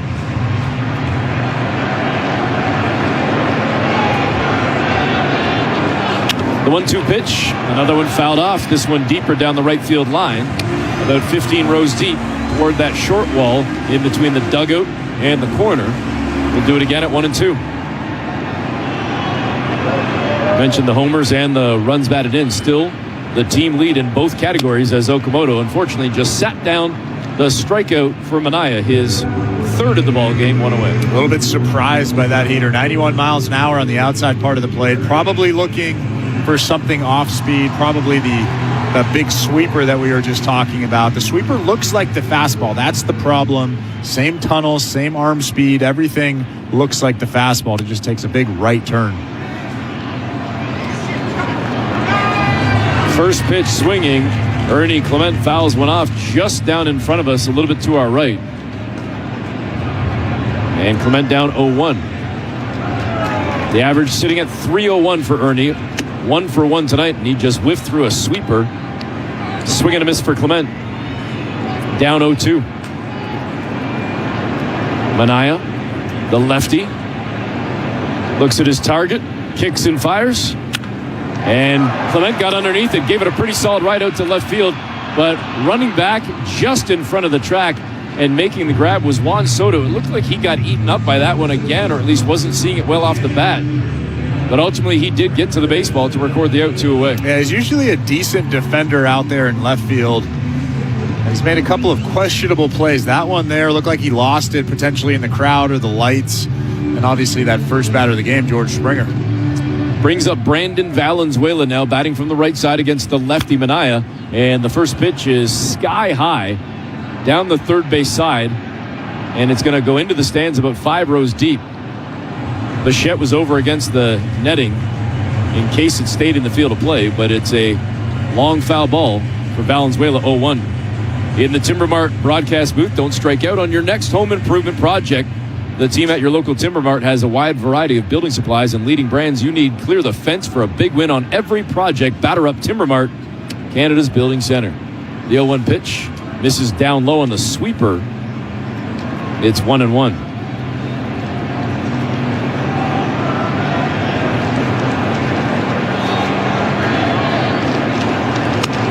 1-1 pitch, well outside. Minaya missing with that sinker, and Valenzuela now gets ahead 2-0. Excuse me, 2-1. Broken bat, Valenzuela has this one dribble right toward the mound, off the mound, picking it up, tossing underhand to first is the pitcher Minaya, who gives it to Young, records the out, sits down Valenzuela and the Blue Jays as we head to the 5th inning. It'll be top 5 with Toronto up 1-0. You're listening to Blue Jays Baseball, brought to you by your local family-owned Crown Rust Control Center, streaming at sportsnet.ca and the Sportsnet Radio Network. Recently, our company's softball team lost the big game by 1 run. Then Dale tried to console us with the quote, "Winning isn't everything." Well, Dale and I are very different. I get early payout from Bet365. If my team goes up big, I get paid out instantly, even if they blow the lead later. Sound familiar, Dale? Thanks, Bet365. Must be 19 or older, Ontario only. Please play responsibly. If you have questions or concerns about your gambling or the gambling of someone close to you, please go to connectsontario.ca. T&Cs apply. Don't let your favorite summer getaway take you away from your favorite summer pastime. It is something to watch. Stream the Blue Jays with Sportsnet Plus from your favorite devices. Anytime, anywhere. Subscribe at sportsnetplus.ca.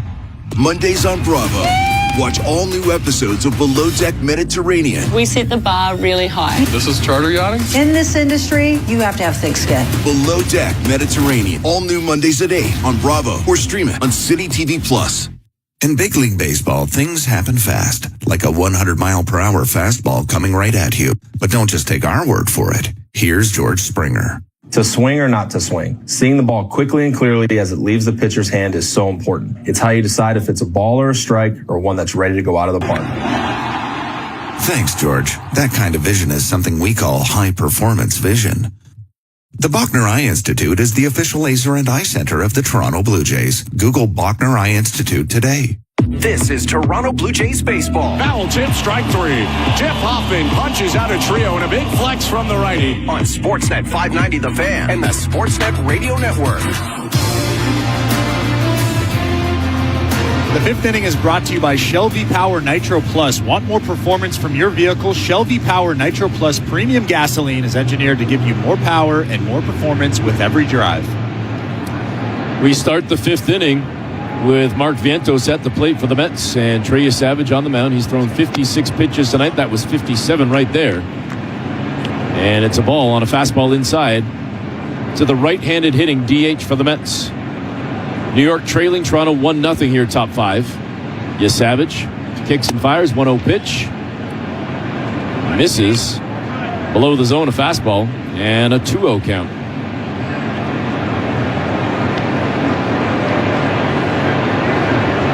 Savage releases that one too far inside on a slider, and now 3-0. Looked pretty good from here as well. Back-to-back pitches that were very close. They both might have been balls. Can't really say one way or the other, but a 3-0 count. And that one, no doubt about it, a strike, a fastball at 94 right down the heart of the plate. 3-1. Even his misses tonight have been pretty good misses. Yeah. The 3-1, swing and a miss. Fastball at 95. It's 3-2. You said it early in the game. He looks real good tonight. Yeah, he seems a lot more confident with the fastball, and I think that's the most important thing, or one of the most important things when you're talking about Trey and the success or the lack of success over the course of the last 3 weeks or so. He has to pound that strike zone and trust the fastball. Well, he just struck out Vientos, not with a fastball, but with a slider. His second K of the game, 1 away. The key here, I mean, aside from obviously having the lead and wanting to get the win, Chris, he hasn't walked anybody. Only 2 strikeouts, only 2 hits for surrender, but no walks yet through 4 1/3. It's been impressive. It really has. Unfortunately, Sean Manaea has been really good as well on the other side. Brett Beatty steps to the plate, rips a line drive into right field, kind of sinking, but charging in hard and making a tough play. Nathan Lucas with the out, 2 away. That's a tough play out in right field. A lot of topspin on that line drive, and you can see Nathan Lucas didn't look completely comfortable making that catch, but ultimately he comes down with it for the second out. Bottom of the order for the Mets now with Francisco Alvarez. Alvarez, the right-handed hitting catcher, flew out to right field in his first at-bat, and the pitch from Savage just misses on a fastball at 94 for ball 1. 1-0 Toronto. Top of the 5th inning. Savage looks in at the glove of Valenzuela, fires, and it's too far up high. The slider, it's 2-0. On that St. Louis Bar and Grill out-of-town scoreboard, Baltimore and Chicago, the White Sox still tied 2-2 in the 6th inning. Detroit still leading New York 5-0. The Yankees down in the top of the 4th. Boston now with a 6-1 lead on the Nationals in the top of the 4th. Don't look now, but the Red Sox could be en route to a 5th straight victory. And as I said, entering action tonight, they're just behind the Orioles, and as a result, just behind the Blue Jays, who sit 3rd in the East by only a half game over Baltimore. The 2-0 pitch is a called strike. Savage throws in a fastball at 94, and the count now sits at 2-1 to Alvarez. 2-1 pitch, misses on a fastball at 95. That one a little bit too low on that outer edge, right on that bottom corner. It's 3-1. Savage kicks, fires, 3-1 pitch. Another one launched and ripped into center field, but guess what? It helps when you've got a Miles Straw center fielder with the speed, the glove. Put it all together. It's a third out for the Mets, and it brings us to the bottom of the fifth with the Blue Jays leading 1-0. You're listening to Blue Jays Baseball, brought to you by your local family-owned Crown Rust Control Center, streaming at sportsnet.ca and the Sportsnet Radio Network. The best hitters don't chase every pitch. They wait for their moment. Know when to take a walk. Head to betway.ca and bet your way. Must be 19 plus, Ontario only. Play responsibly. Concerned about your gambling? Visit connectsontario.ca. The Blue Jays are back, and Canada is excited to cheer on their 50th season. Whether you're swinging for the fences at the ballpark or stepping up to the plate with those spring projects at home, Access Storage can help you make room for it all. From tools and bikes to boxes and seasonal gear, Access Storage gives you the extra space you need all season long. Try 4 weeks free today. Visit accessstorage.ca for details. Access Storage, official storage partner of the Toronto Blue Jays. Let's go, Blue Jays. Slip and fall accidents are no laughing matter.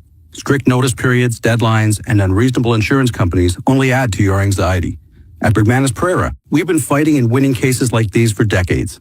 We understand what you're going through and have a full team standing by to provide compassionate and skilled legal care. I'm Alan Pereira, and I wrote the book on slip and fall accidents, and I'm here to help.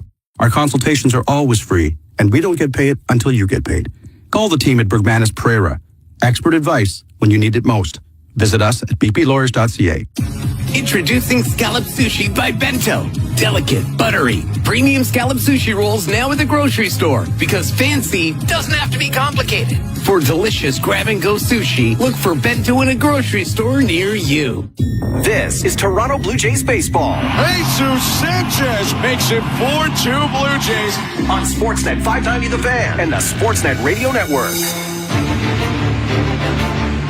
Bottom of the fifth inning. Welcome to the Timber Mart broadcast booth. Every winning team starts at home, and every great build starts with local support. Timber Mart stores are family-owned and operated, stepping up to help their communities knock projects out of the park. Timber Mart, locally owned, proudly Canadian. Luis Urias going to lead things off for the Blue Jays here in the bottom of the fifth inning, with Toronto leading 1-0. Couple of hits for both teams, but the one that matters is the number on the board. And again, it's 1-0, Toronto on top. Looking to end a 6-game skid tonight in the first of 3 against the Mets. And Urias on the first pitch rips one out into left field. It's going to go off the wall. No chance for Soto to get that one. Urias rounds first, gets to second, sliding in. Probably could have stood up either way. It's a leadoff double for Luis Urias here in the fifth inning. That was a great swing from Urias. 105 miles an hour off the bat. Juan Soto faking everybody out here at the Rogers Center, putting that glove up, making it look like he was about to catch it.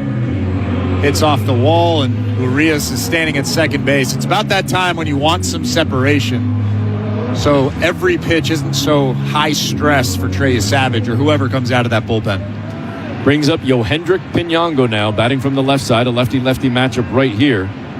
The only lefty bat in the Blue Jay lineup tonight. And he goes right up the middle, but perfectly placed just to the right. Just to the left of the bag. Francisco Lindor throws out Pinongo at first, but he ultimately does his job as he moves over the runner, as now the Blue Jays have Urias at third with one away, and it sets up the sack opportunity. That's great base running from Urias. If that ball's behind you, you take off to third base. If the ball's in front of you, you freeze, potentially going back to second base. Now you're standing at third, and the New York Mets have to bring the infield in. Everybody right on that edge of the turf as Miles Straw steps up, and Straw offers at the first pitch, and it's bloop foul down the first base side, charging in and unable to make the grab at first. Young couldn't get to it, but credit to Francisco Alvarez, the catcher.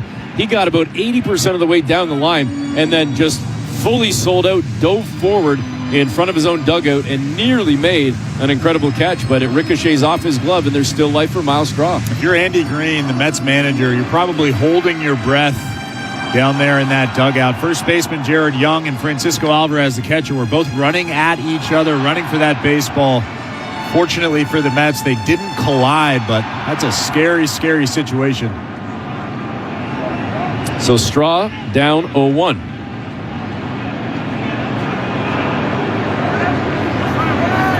With the Blue Jays leading 1-0, threatening here in the bottom of the fifth inning to try and put one more on the board, as Luis Urias had a leadoff double and just moved up moments ago to third base. On the ground out from Pinyango. Straw, the 0-1 pitch. Fouls one straight back. You could hear it ricochet off that advertisement board. And now Straw will have to fight to stay alive here, 0-2. Yeah, 0-2 count. You got to shorten up that swing, try to make contact. You cannot strike out in this situation, especially with the infield in. You want to try to lift something, or with an 0-2 count, you're just trying to make contact. Minaya looks in at his target and fires the pitch that Straw fouls off. Got a piece of that fastball at 90 miles an hour. We will do it again at 0-2. Straw 0 for 1 tonight. Looking to get on right here, or at least cash in Urias on a sac fly. 0-2 pitch, and he's going to get the sack. It's into center field. About midway, should be plenty of room for Urias, who does tag, charging in, and walking across the plate for the second Blue Jay run. 2-0 Toronto. And there's the separation that you need as a starting pitcher, as a bullpen arm. It's really difficult to pitch with a 1-run lead. It's a little bit easier with a 2-run lead. You don't have to be as perfect.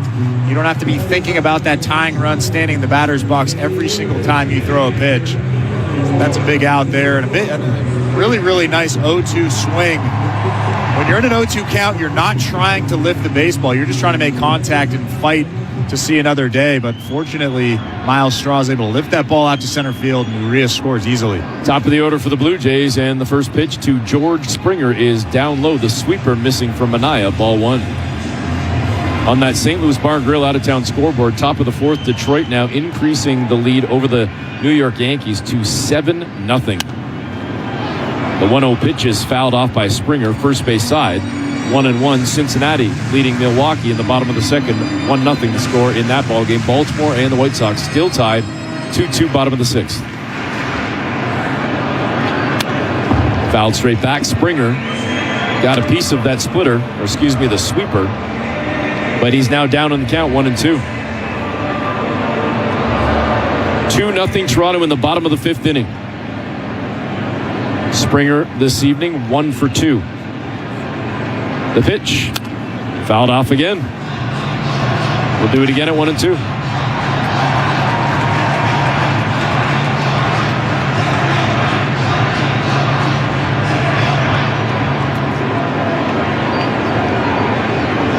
Springer grips that bat, awaits the pitch, looks at it go up high, stayed off that fastball, and pulls even in the count now at 2-2.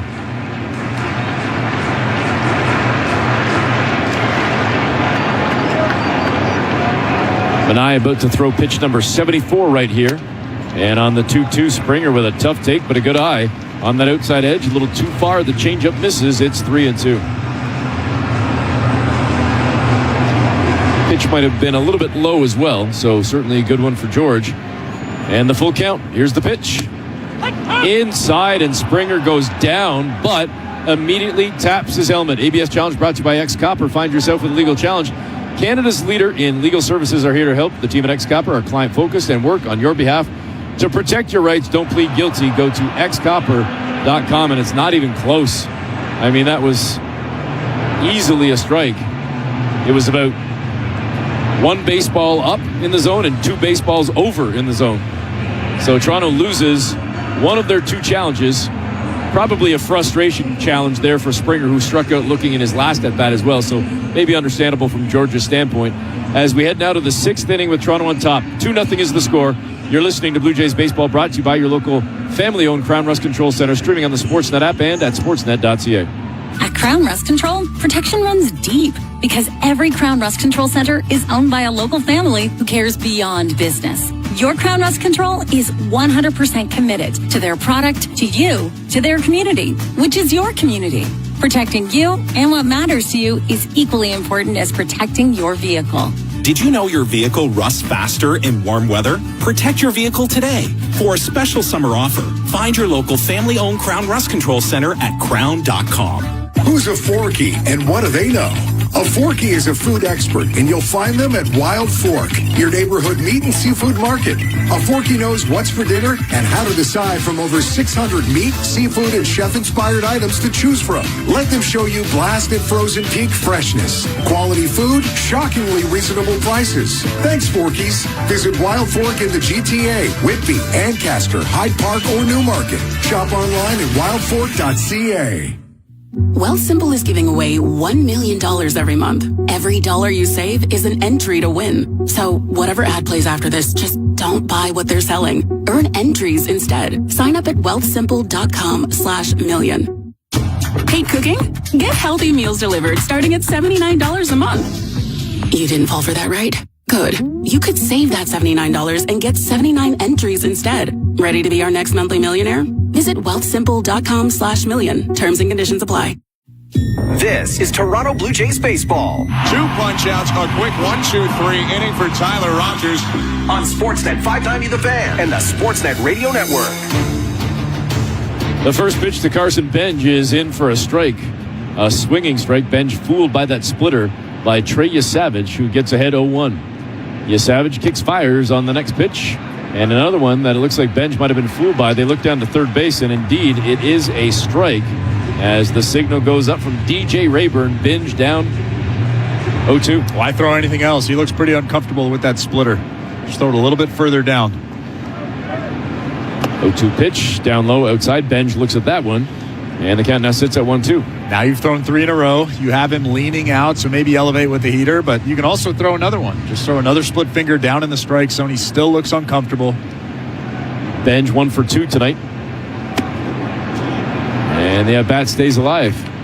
Count sitting at 2-2. Yesavage just missed up high, a little bit outside with that slider.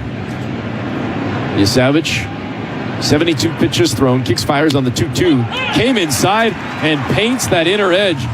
Fastball at 95 out of the arm. Benj thought that it was going to be too far inside, and that was right in there for strike 3, 1 away. Well, it was an ugly miss just because Brandon Valenzuela was set up down and away on the outside part of the plate. That fastball ended up and in at 95 miles an hour, just clipping that strike zone. It's actually a pretty good call from James Hoy, the home plate umpire. 1 out now for Juan Soto. First pitch swinging, foul just to our left. A lot of baseballs around us tonight here in the booth. Propped up behind home plate here at Rogers Center on a gorgeous summer night, with the Blue Jays leading 2-0. Thanks for tuning in on this Monday evening, wherever you are across the country or around the world. As Soto looks at the 0-1 pitch and pulls even at 1-1. Doesn't get much nicer than this. A little bit of a warm breeze up here in the booth. It's normally chilly up here in the booth. Well, we got the AC cooking, I think, right? Can't really feel the heat or the humidity. I think we got to thank Tom Young for that one. 2-1 count now to Soto as he watches the splitter go down low outside. Yesavage looking to fight back right here. 2-1 pitch, and Soto got underneath it, sky high, out toward the gap in right center field, but lots of room to get over there and make the grab. Miles Straw. I mean, that thing was about 20 stories high, if not more. 2 down. Shows a lot of confidence in that heater, and we've already talked about this in this ball game. He seems like he's very comfortable throwing the fastball in this ball game. He came inside to a very tough Juan Soto and jammed him, and he just hit a weak fly ball out to center field. Brings up Bo Bichette now for his 3rd at-bat of the ball game. Bichette tonight 0 for 2. Yesavage getting set to deal on the first pitch to Bo, and he rips one into right field. It's sinking down, diving and making the play as he slid in kind of leg first and had the glove off to his left. Nathan Lucas with a fantastic grab in right field to rob Bichette of a base hit and end the inning. As we go to the bottom of the 6th, Toronto on top 2-0. You're listening to Blue Jays baseball, brought to you by your local family-owned Crown Rust Control Center, streaming at sportsnet.ca and the Sportsnet Radio Network.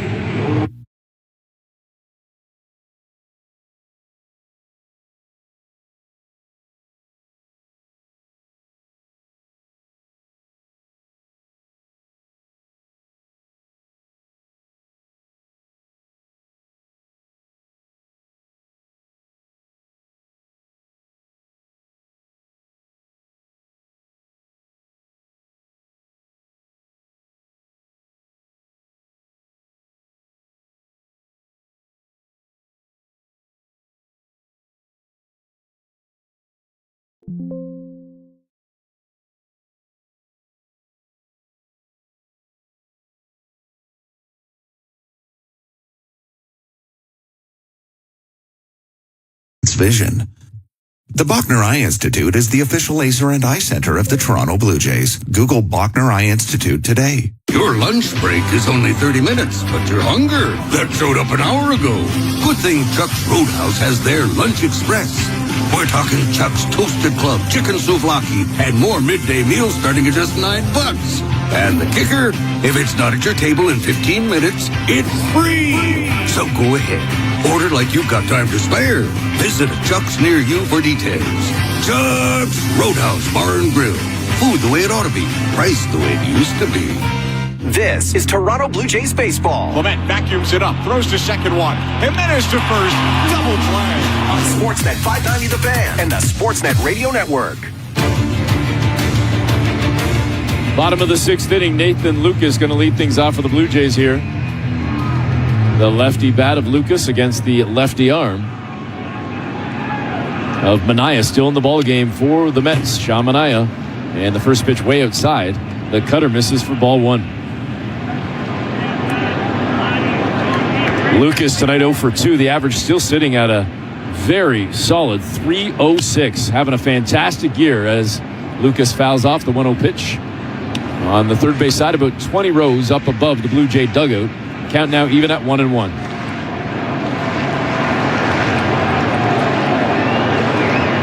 Vladimir Guerrero Jr. on deck. Kazuma Okamoto in the hole here in this sixth inning as Lucas goes opposite field and taking a couple of steps back and making the grab is Juan Soto in left field. One away. Another slightly awkward attempt from Juan Soto. Ultimately, he came down with that baseball for the first out of the inning. But it didn't look like he was completely comfortable catching that baseball. We've seen a couple of awkward attempts over there in this ball game. So Vladimir Guerrero Jr. comes to the plate with one out here in the sixth inning, and the Blue Jays leading 2-0. The first pitch to Vladdy is ball one on a cutter from Manaea. It was up high. Guerrero ahead in the count. Here comes the 1-0 pitch. And Guerrero gets underneath it. Decent right out to left field, but it should be in front of the track by about 2 feet indeed. Making the grab is Juan Soto. Back-to-back plays for Soto. And a long fly ball out for Guerrero, 2 away. That was a pretty good cutter from Manaea. In on the hands of Vladimir Guerrero Jr. Pretty sure he broke his bat. If he gets the barrel to it, that's about 430 feet out to left center. But that's what the cutter does. It misses the barrel, gets in on the hands, and you hit just a weak fly ball out to left center. Kazuma Okamoto looks at the first pitch inside for ball one. The cutter missing. Blue Jays up 2-0. Bottom of the sixth inning. Toronto with 3 hits. Those 2 runs. And the Mets, no runs on only 2 hits. Quite the pitcher's duel right now in this ball game. As Manaea just threw another one inside. Good take there. Good eye from Okamoto as he gets ahead in the count 2-0.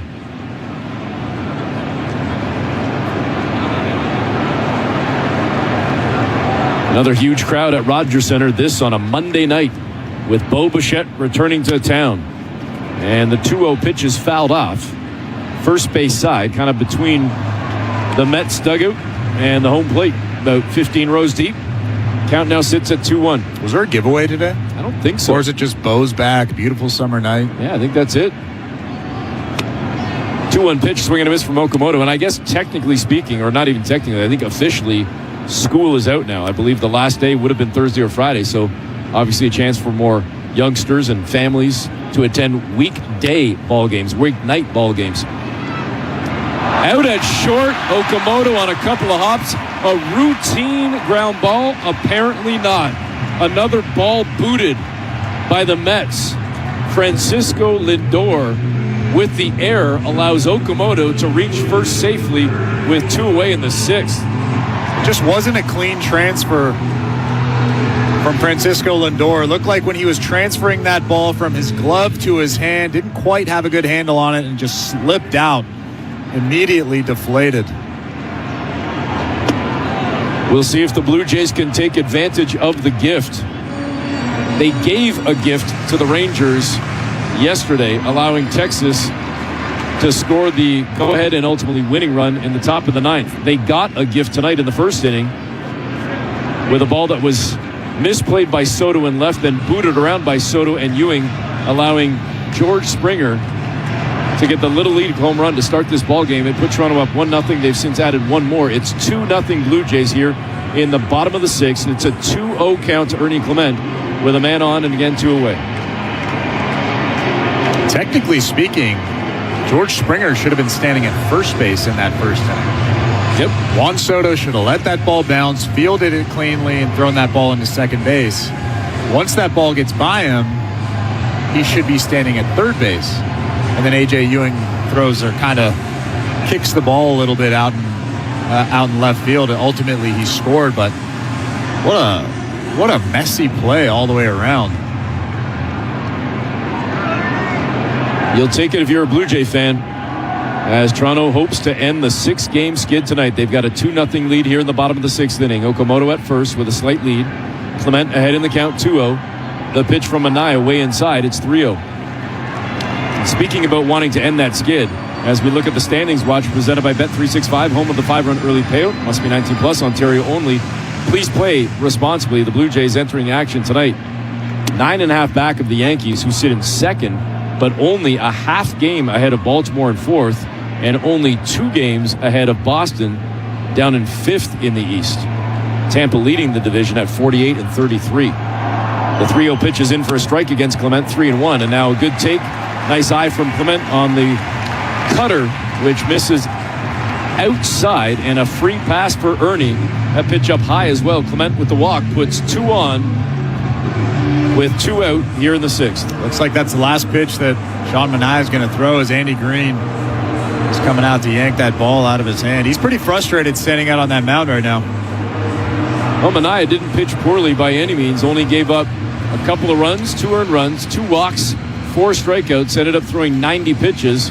Certainly pitched well enough to keep his team in a decent position, but they are down 2-0, the Mets are, as the Blue Jays lead here. With this pitching change, we go back to baseball control and our host, Show Ali. Thanks, Eric. Let's check out that St. Louis Bar and Grill out-of-town scoreboard. Eric's been updating you on that Tigers-Yankees game. This one's going to the top of the fifth inning, still 7-0 Tigers over the Yankees. Ryan Weathers, 2 earned runs, but 5 runs overall. He was lifted after throwing 50 pitches in the first inning. Was not helped out by an error in that one, but still.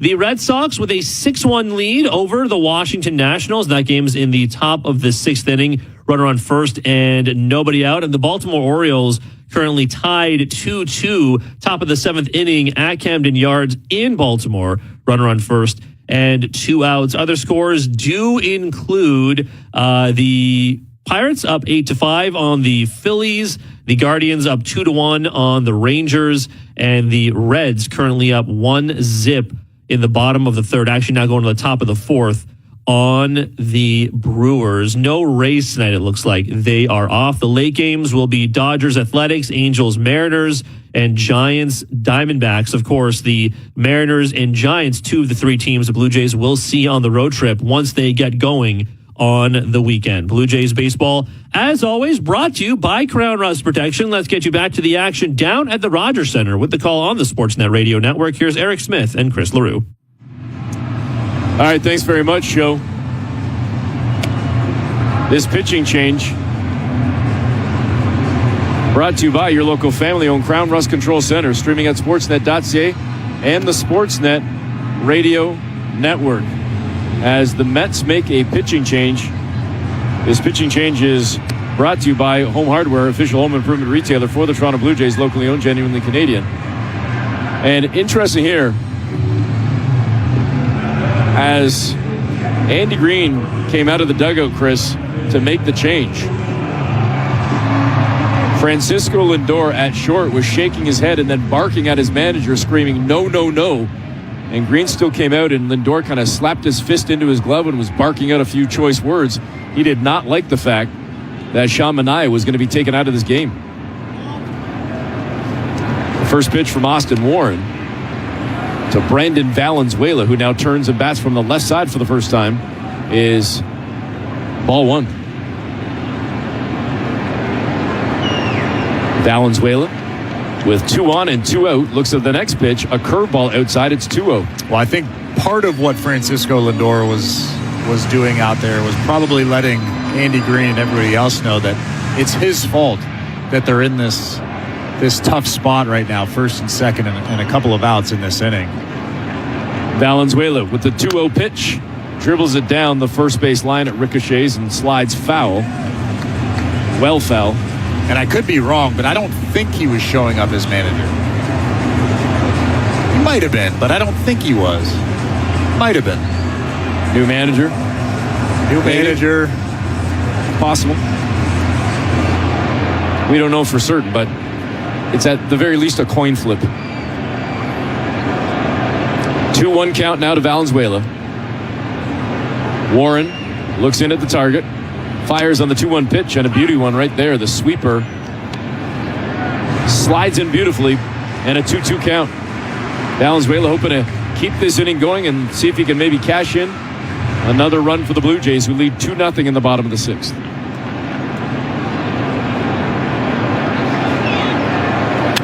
And this one sent foul to our left. Ricocheting off one of the windows just to our left. It would have been in our booth. It was about 20, maybe 30 feet more to the right. You might have had to save Jeff Blair's life. Blair and Barker coming up with post-game coverage on Jays Talk. I trust Blair's hands. He's been around long enough. He would have made a nice grab. You'd be ducking. Here comes the 2-2 pitch. Down low, Valenzuela, good take on the curveball. A full count to the youngster. A great at bat. Good take there on that curveball. That strike to ball curveball. A 3-2 count with 2 away here in the 6th. First and second for the Blue Jays, 2 on, 2 out. And obviously they should be on the move right now with Valenzuela digging back in at the plate. The rookie 0 for 2 tonight, trying to get a hold of one right here.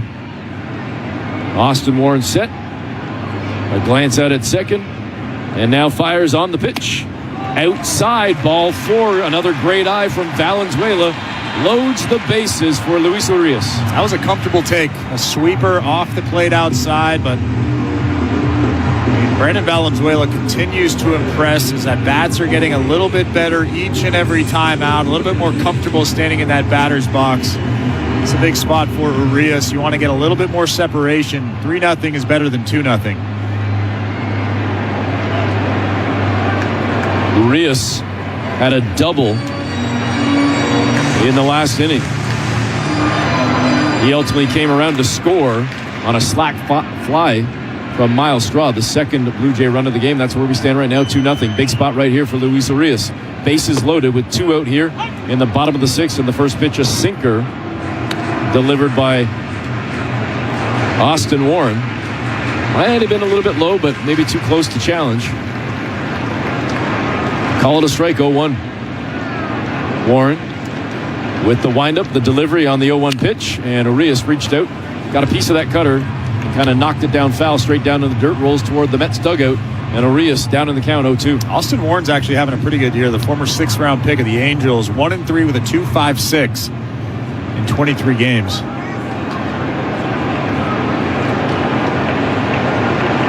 Urias. Here comes the 0-2 pitch, swing and a miss. Might have been fooled by that sweeper, and a big whiff. And unfortunately, the Blue Jays strand the bases loaded, but they still have a 2-0 lead as we head to the 7th.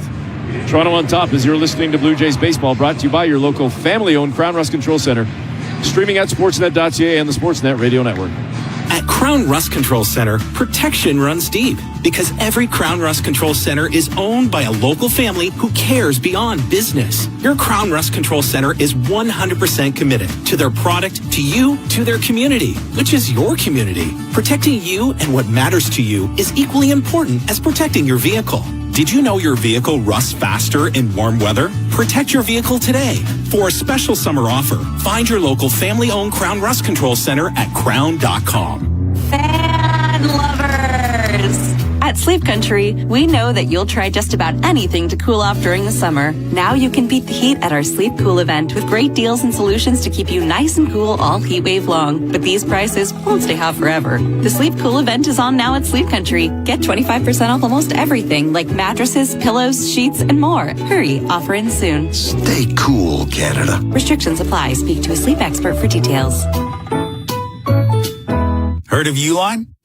You know, the have-it-all in-stock, ready-to-deliver shipping and industrial supply specialists. The company that does things for you that are unheard of, like keeping 41,000 items in stock in our own warehouses. With customer service reps on the line to get you what you need, when you need it, 24/7, 365, every time. Maybe you heard it here first. Want to hear more? Visit uline.ca. ULINE, your shipping and industrial supply specialists. This is Toronto Blue Jays baseball. Springer charges the ball to left field. It's in the seats, and the Blue Jays are on the board. On Sportsnet 590 The Fan and the Sportsnet Radio Network. Back at Rogers Center in the 7th inning, which is brought to you by Subway. Every Blue Jays game day, Subway MVP reward members get 25% off any footlong.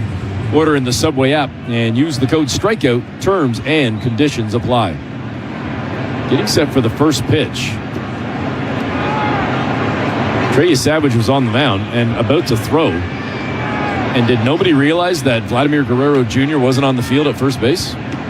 He was running out to first base, and I don't know what's happening, but John Shutter is walking out to Trey Savage. Now he's talking with home plate umpire and the third base umpire, but when Vlad was running out to the field late, after Trey Savage had thrown all of his warm-up pitches, he was pointing at his right cleat. So maybe he was having an issue with his cleats in the dugout.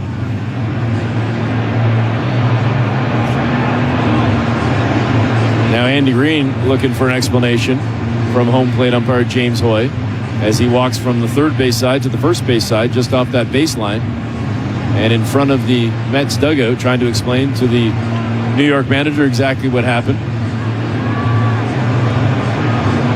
Do you think at the very least the Mets are hoping for a violation to start the inning and start with a 1-0 count? Definitely. But I don't think you get a violation if you have an equipment malfunction like Vladimir Guerrero Jr. I'm assuming had. He keeps messing with his cleats, and he was pointing at his right cleat when he was running out to the mound or running out to the field. I'll tell you, this delay is taking longer than it did for Guerrero just to get out to the field a little bit late. That's the ironic thing, isn't it? Francisco Lindor to lead things off, and it will start the 7th inning with the count at 0s, and the first pitch comes in from Yusavage. There you go. There's your 1-0 count. As Yusavage with a fastball up high outside, ball 1. What do they say in basketball? The ball never lies. Ball don't lie, Rasheed Wallace.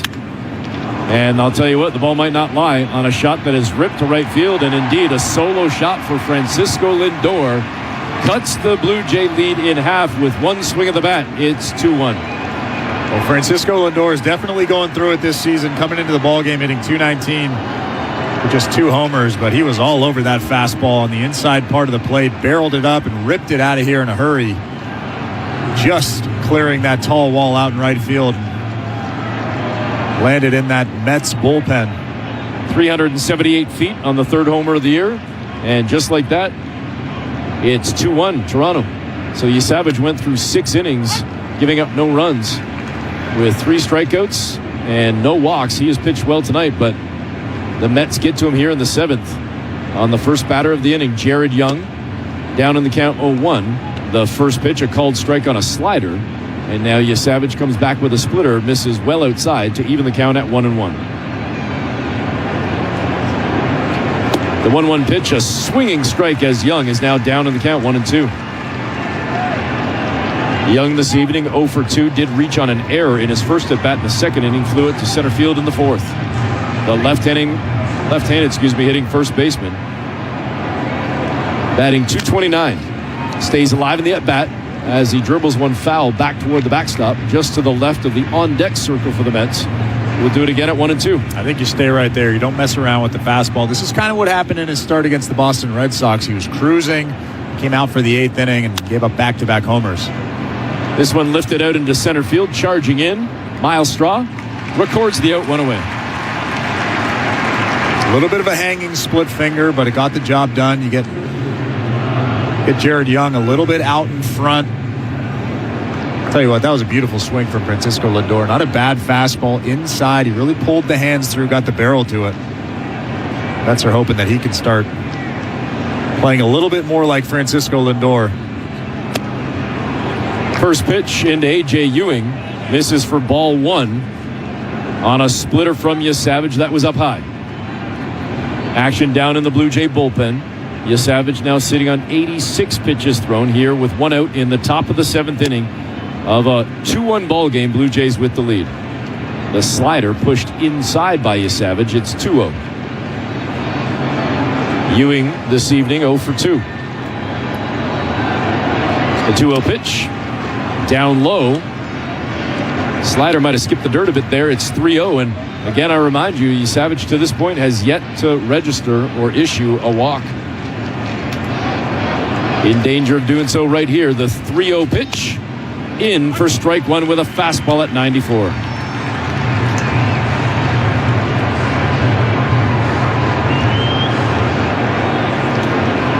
Yesavage looks in at his target.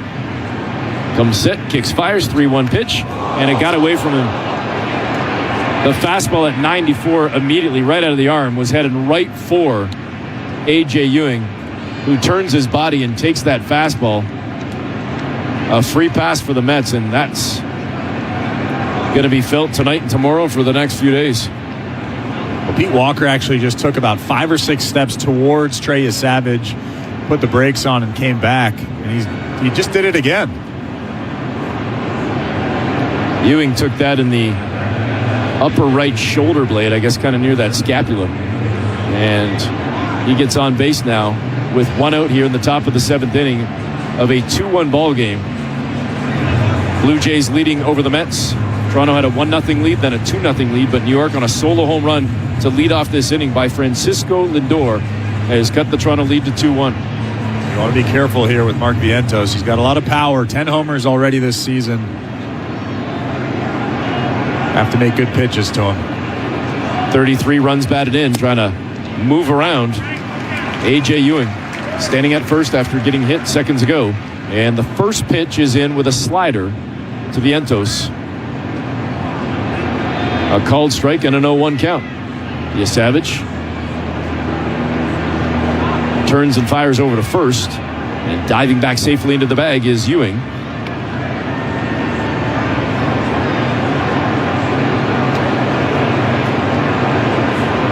Yesavage getting the baseball back now. Looks in at his catcher. A quick glance over his shoulder at first. Yesavage set. 0-1 pitch. Swing and a miss. Vientos down in the count 0-2. On the St. Louis Bar and Grill out-of-town scoreboard, it's 2-2 White Sox and Orioles. Still sitting on that 2-2 game in the top of the 8th. Yankees down 7-0 top 6. Again, that out-of-town scoreboard brought to you by St. Louis Bar and Grill. Great block from Brandon Valenzuela, keeping Ewing at first base. Ewing's got a ton of speed, so you really do have to be careful with him over there. He's the tying run, and you could tell that Brandon Valenzuela was really concerned with that baseball that was trickling away. Picked it up with his bare hand and stared at Ewing at first base. Vientos getting ready for the 1-2 pitch, but again, Yesavage throws over to first, and diving back safely into the bag is Ewing. One out here in the top of the 7th inning. 3 hits apiece for both the Mets and the Blue Jays. Toronto with a 2-1 lead. Yesavage fires on the 1-2 pitch, and this one lifted up high, sky high, out into right field. And right in front of the track, looking up into the evening skies, Nathan Lucas secures the out. 2 away. And now the question is, do you keep Trey Yesavage in this ball game? Brett Beatty's coming to the plate. He's a left-handed hitter, and it doesn't look like he's going to. John Schneider points out to the bullpen, and it looks like Mason Fluharty is going to be in this ball game. That is indeed the case, and we'll talk about it when we come back as the Blue Jays lead 2-1 with 2 out in the 7th inning, and a fantastic start tonight from Trey Yesavage, and he's hearing it from the hometown faithful right now as he makes the walk toward the Blue Jay dugout. most of the folks in attendance standing for the youngster Trey Savage as we go back to baseball control and show Ali. Thanks, Eric. Let's continue checking on that St. Louis Bar and Grill out-of-town scoreboard. 2-2 White Sox and Orioles. That game's in the top of the 8th. Top of the 6th, still 7-0 Tigers over the Yankees. Elsewhere, if we look at other scores, 6-3 for the Red Sox over the Nationals. So Nats getting a couple of runs back. That game's going to the top of the 7th inning. No Rays tonight. They are off. Over at the World Cup, we are well into the knockout stages. 3 matches on today. First, we had Brazil-Japan. Japan taking a 1-0 lead early on, but an equalizer coming from Brazil in the 56th minute. And then in stoppage time, Brazil also getting one to go in the 96th minute for a 2-1 win. It was the latest regulation game winner for Brazil in the history of the World Cup. Wild scenes in Boston tonight as well. Germany-Paraguay 1-1 headed to penalties. Paraguay upsetting Germany 4-3 on penalty kicks. Germany's first ever PK shootout loss at the World Cup. They had been 4 for 4 at this tournament since 1982. And later on tonight, in less than 10 minutes, really, the Netherlands will take on Morocco down in Mexico. Kickoff just after 9 Eastern, 6 Pacific. Winner of this match will move on to face Canada. That game will be in Houston in the round of 16 on Saturday afternoon, 1 Eastern, 10 Pacific. Blue Jays baseball, as always, brought to you by Crown Rust Protection. Let's get you back to the action on the Sportsnet Radio Network. Here's Eric Smith and Chris LaRue. Thanks very much, Joe. Mason Fluharty taking over, the lefty. Pitching change brought to you by Home Hardware, the official home improvement retailer for the Toronto Blue Jays, locally owned, genuinely Canadian. And with the lefty Fluharty coming in, Brett Beatty is going to be taken out.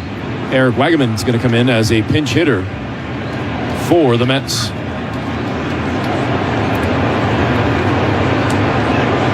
Fluharty looking out at first, 1 on, 2 out, top of the 7th inning for the Mets. New York trailing 2-1. And Wagaman looks at a first pitch from Fluharty, a sweeper in for strike 1. Wouldn't be surprised if A.J. Ewing tries to get to second base at some point. Taking a chance with 2 outs here. You want to get that tying run into scoring position. Wagaman facing an 0-1 count, batting 192 this season. Fluharty kicks, fires, taking off his Ewing. The throw down to second. A dart, my goodness, from Brendan Valenzuela. Right on the money. And the Blue Jays throw out Ewing. They catch him stealing, and that ends the inning. What a cannon from Valenzuela. Bottom of the 7th, Toronto leading 2-1. You're listening to Blue Jays Baseball, brought to you by your local family-owned Crown Rust Control Center. Streaming at sportsnet.ca and the Sportsnet Radio Network. From backyard projects to major renovations, your local Timber Mart is here to help.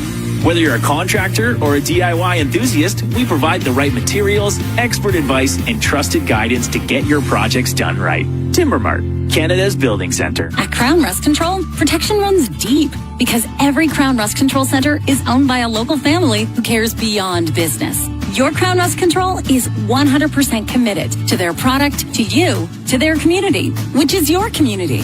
Protecting you and what matters to you is equally important as protecting your vehicle. Did you know your vehicle rusts faster in warm weather? Protect your vehicle today.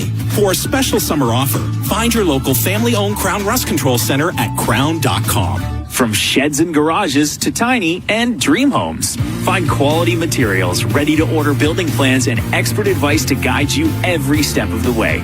Start your build today at timbermart.ca. Timbermart, Canada's building center.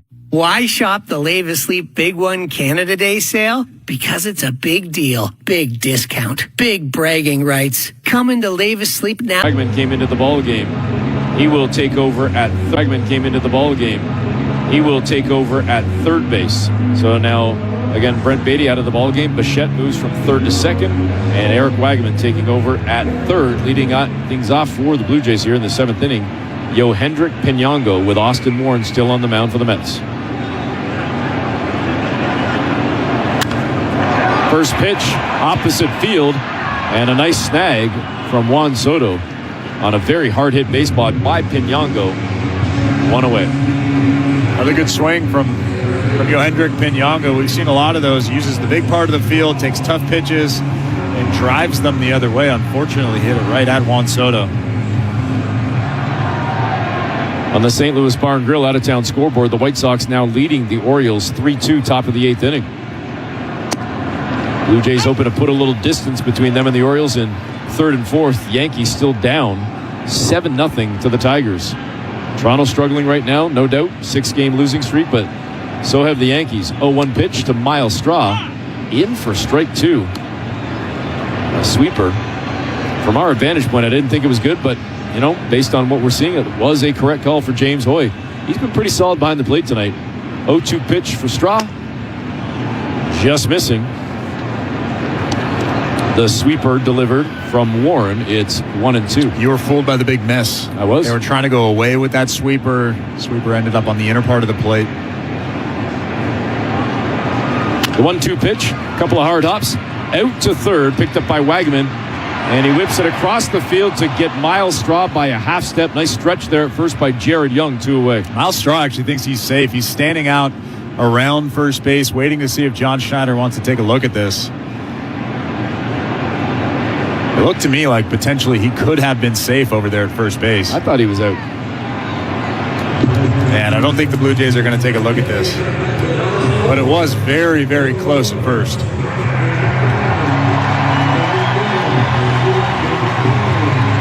It brings up the top of the order now for the Blue Jays as Miles Straw sits down.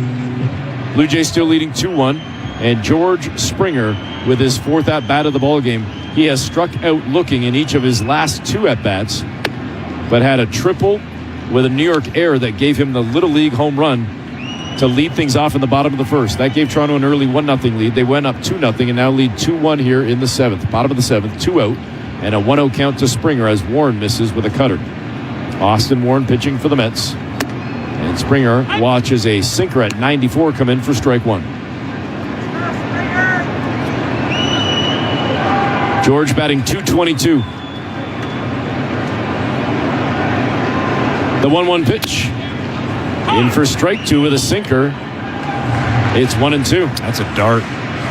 Right on the outside corner. Might have been a hair off, but George Springer doesn't really challenge all that much. Getting set for the 1-2 pitch. The windup, the delivery. Outside, well outside on the sweeper. It's 2-2. The Blue Jays also only have 1 challenge, and he challenged earlier on in the ball game, and it was pretty incorrect. Not a great one. The 2-2 pitch. Strike 3 for a 3rd straight at bat. Springer goes down looking. I'm sure he's got to be frustrated by that one, but the Blue Jays still lead 2-1 as we head to the 8th inning. On Blue Jays Baseball, brought to you by your local family-owned Crown Rust Control Center, streaming at sportsnet.ca and the Sportsnet Radio Network.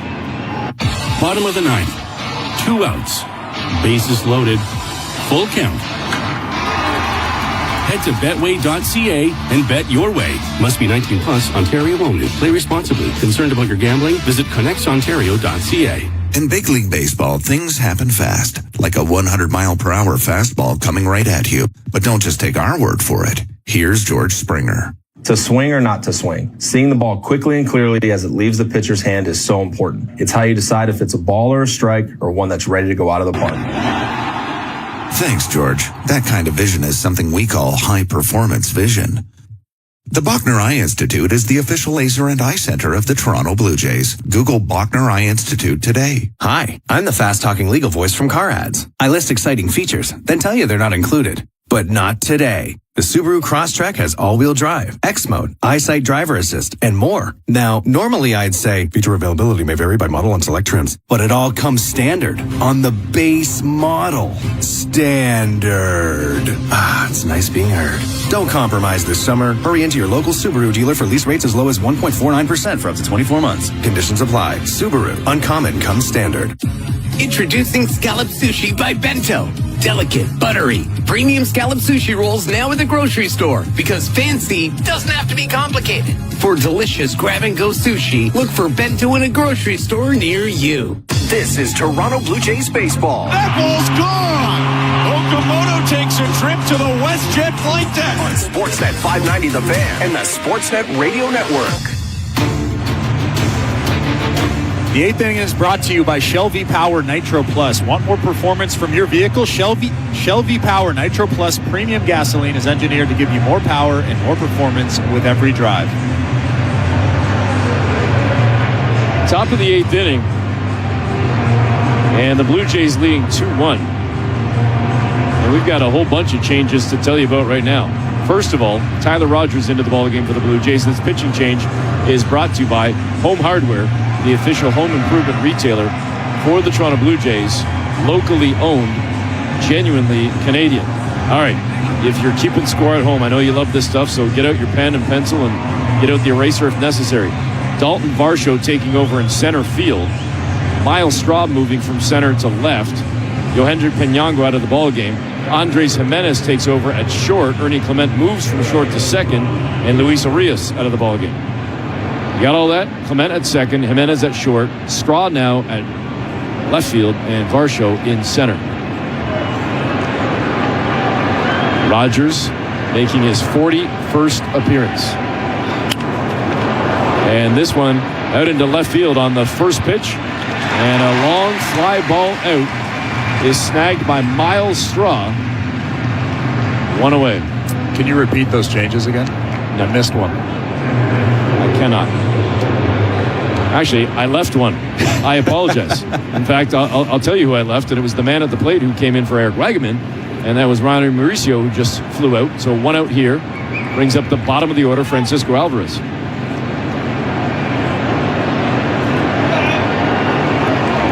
Alvarez tonight 0 for 2.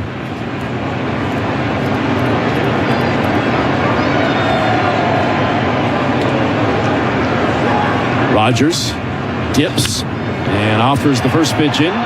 The sinker fouled off down the right field line. Alvarez down on the count 0-1.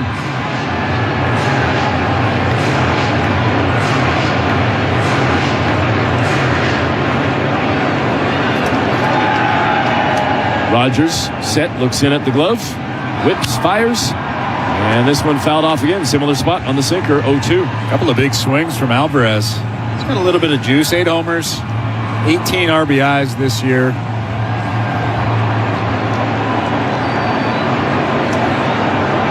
Rogers with a fresh baseball, dips, fires, 0-2 pitch, way up high outside. It's 1-2.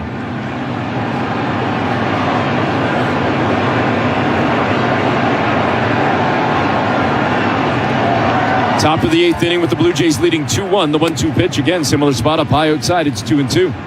And on that St. Louis Bar and Grill out-of-town scoreboard, the White Sox have increased the lead over the Orioles. It's now 4-2 in the top of the 8th. The Yankees still trailing 7-0 to the Tigers, top 7.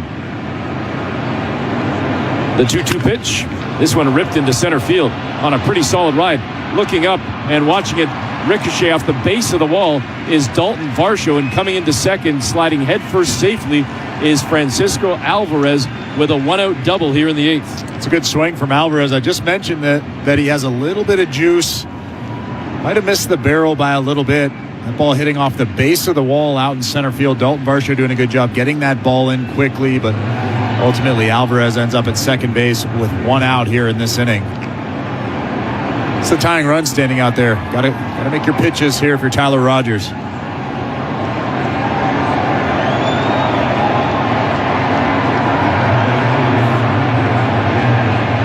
Carson Benj comes to the plate now as we flip it back to the top of the order.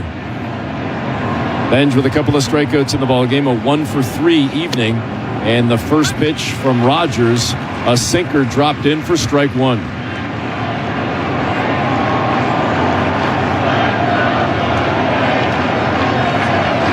Fans trying to rally on the Blue Jays right here. A very faint "Let's Go Blue Jays" chant starting. And opposite side, a hard ground ball picked up by Kazuma Okamoto. Handles it easily, whips it over to Vladdy at first to record the out. Sit down Benj, 2 away. Calm, cool, and collected over there. Fields the ground ball, looks the runner back, makes sure that he's going back to second base, and throws a dart across the field right to the chest of Vlad. So a big moment potentially right here for Rogers, but instead, John Schneider, probably smartly, flashes up the 4 fingers and says, take a free walk. And the free pass sends Soto down to first. Sets a force at every base but home. first and second for the Mets with 2 away. But here comes the former Blue Jay, Bo Bichette. Generally speaking, you don't want to put the go-ahead run on base, but Juan Soto, Aaron Judge, Shohei Ohtani, Yordan Alvarez, those are guys that you want to walk to get to the next guy, even if they're Bo Bichette. Interesting here as well, and again, not that this isn't the correct call. Bichette tonight 0 for 3. His team down 2-1. Again, 2 out with 2 on. But just before the ball game, John Schneider was talking about looking back to the World Series when the Dodgers opted to put on Vladdy to pitch to Bichette. And on the first pitch, swinging, Bichette dribbles it in front of the mound. Rogers comes off the hill to pick it up, throw Bichette out at first, and execute it to perfection. The Blue Jays get out of the inning. Down to the bottom of the 8th we go. Toronto still leading 2-1 on Blue Jays baseball, brought to you by your local family-owned Crown Rust Control Center. Streaming at sportsnet.ca and the Sportsnet Radio Network. Your favorite night of the week is back. Every Tuesday home game this season is Looney Dogs Night presented by Schneider's. Whether you want to turn 2 with the Looney Dog in both hands, cheer on a strike 3 heater with the Red Hot, or make noise for bases loaded with the ketchup-loaded Looney Dog, you can cheer on your Blue Jays and get $1 hot dogs from concessions all around the ballpark. Looney Dogs Night presented by Schneider's. Every Tuesday home game. Where will you be? Ugh, tiny taco, itty-bitty burger. Lunch is lousy out there. Sure is. Little, limp, laughable. Well, what about 5 classic Subway footlongs under $10 each? Well, that would fix it. Right now, get your footlong fix at Subway with turkey, ham, Veggie Delights, tuna. Or cold cut combo. You are cold cut correct, compadre. All 5 footlong, topped with fresh veggies under $10 each. Subway. Eat fresh, feel good. At participating Canadian stores. Extras, taxes, and delivery additional. Expires August 31st. Freshly prepared. At BDC, we open the doors to defense for business, big or small. Because a boot made here can set the pace for an entire mission. With our steel, we strengthen our presence at sea. And with artificial intelligence, our data drives action. Because the best defense starts with Canadian products. Get financing and advice at bdc.ca/defense. This is Toronto Blue Jays baseball. The 0-2 pitch. Fastball, strike 3 looking. On Sportsnet 590 The Fan and the Sportsnet Radio Network. Back at Rogers Center, getting set to start the bottom of the 8th inning. We're in the Timber Mart broadcast booth. Bases loaded, team ready. Timber Mart stores are family owned and committed to helping their neighborhood swing for the fences on every project. Timber Mart, locally owned, proudly Canadian. And the first pitch to Nathan Lucas is a sweeper that misses down low outside for ball 1. Austin Warren still pitching for the Mets. And the next pitch on the 1-0, again outside the sweeper. Lucas getting ahead. 2-0.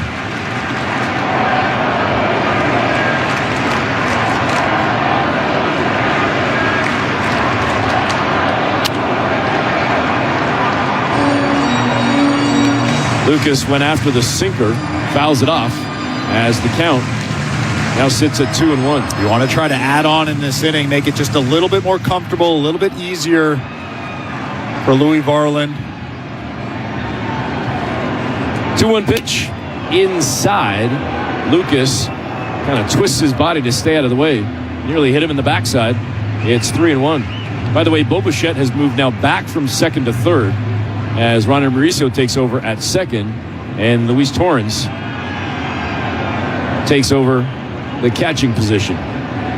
The pitch outside, and a free pass, the walk for Lucas to start this 8th inning. It's a big spot for Vlad. He's come up in big spots over the last 4 or 5 games and hasn't really come through. So you know that Vlad wants to score that guy from first base, but you want to slow the game down, not try to do too much. It's very easy to try to hit a home run in this spot. You want to slow the game down, get that guy over to second base, just move the line. Vladdy looks at the first pitch inside, ball 1.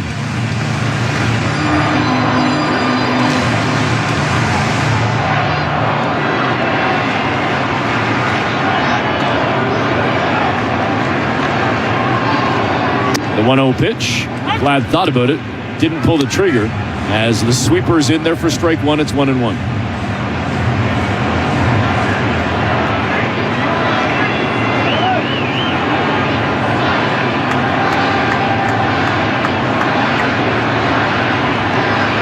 The 1-1 pitch is well down low inside as Warren misses his target there. Austin Ward trailing in the count now 2-1 to Vladimir Guerrero Jr. Vladdy tonight 0 for 3. His average has now dipped down to 265. Seeing if he can get his first hit of the night right here. With Toronto leading 2-1, bottom of the 8th. And now turning and firing over to first. Warren has Nathan Lucas diving back in safely to the bag. The fans don't like it. They never do. Joey Gerber warming up in the Mets bullpen right now. We'll see if he ultimately takes over in this frame from Warren. Lucas with a couple of strides trying to get that lead up first. The 2-1 pitch to Guerrero is a called strike on a sinker. Vladdy looks like he doesn't love the call. Didn't challenge. It's 2-2. It's the first of 3 between the Mets and Blue Jays as Toronto tries to close out this homestand on a high after dropping 6 straight in their joint. 2-2 pitch, opposite side and under the glove of Jared Young at first. A seeing eye single, a base hit for Vladdy, has 2 on with none away here in the 8th. That's a great swing with 2 strikes. He knows that it's his job, especially with 2 strikes, to move that guy into scoring position. There's a big hole on the right side of the infield. Ronnie Mauricio, the second baseman, was shaded up the middle. Jared Young was holding Nathan Lucas on. It looks like Warren's going to be out of this ball game, but a really nice approach, trying to go the other way, trying to fight off that tough pitch. Fortunately for him, it gets through that big hole. First and second, nobody out here in this 8th inning. And indeed, Warren is going to come out of the ball game. The Blue Jays with a 2-1 lead, 2 on, none out in the bottom of the 8th inning as we go back to baseball control and our host, Show Ali. Thanks, Eric. Let's keep checking on that St. Louis Bar and Grill out-of-town scoreboard. Still 7-0 Tigers over the Yankees. That game is going to the bottom of the 7th inning.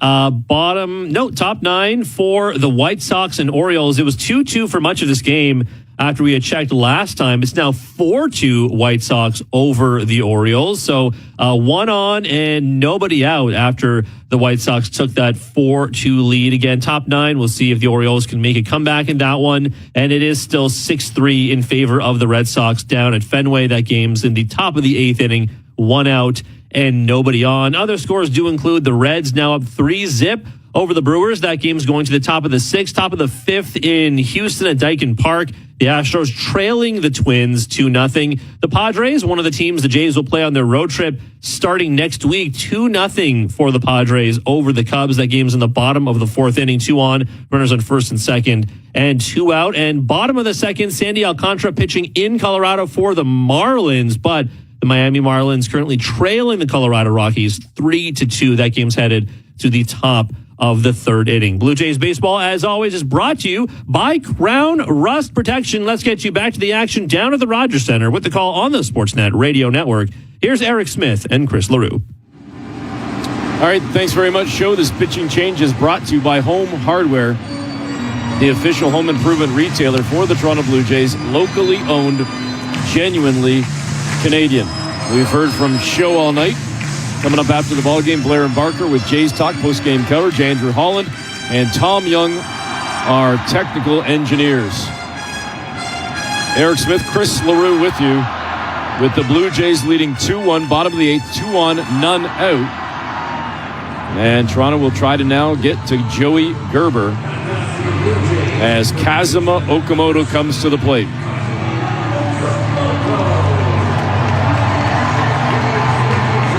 Big spot for Joey Gerber. Joey Gerber pitching in just his 4th game of the season, a 1.80 ERA, just 5 innings, 6 strikeouts. Okamoto getting set for the first pitch.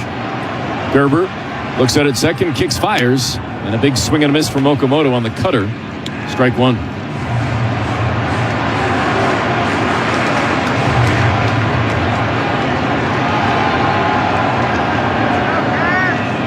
Gerber again looks at it second, turns and kicks, and the 0-1 pitch is a cutter that Okamoto looked at for strike 2, 0-2. That's a backup cutter. Tough to pull the trigger on that pitch. Guerrero at first. Nathan Lucas at second. None out. And Okamoto, a good take right there. The cutter up high. It's 1-2.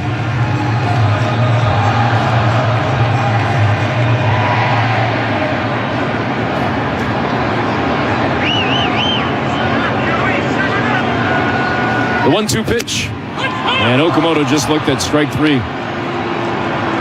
Chris is tapping his head beside me to my left. Okamoto opted to not challenge. Was going to be close. We're looking at the replay right here. It would have been... It's just too close to take. Yep. Especially in a big spot like that. You have the... I feel like it might have been a strike, but... The add-on run standing at second base, that's a really, really important run. So it brings up now Ernie Clement. Ernie tonight 1 for 2. 2 on, 1 out. And Clement, the first pitch. He looks at a cutter on the outside edge for strike 1.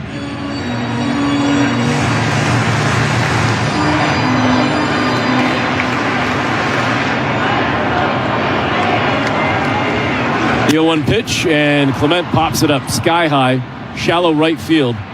Runners won't go anywhere. Charging in is Carson Benj, the right fielder, makes the grab.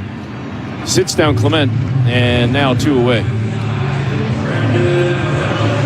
So after getting the first 2 on with a walk and a base hit, the Blue Jays with first and second and none away, a strikeout and a pop out could potentially have this inning go by the wayside with Toronto not putting any more on the board. Brandon Valenzuela going to try and change that right here. Batting from the left side against the righty, Gerber.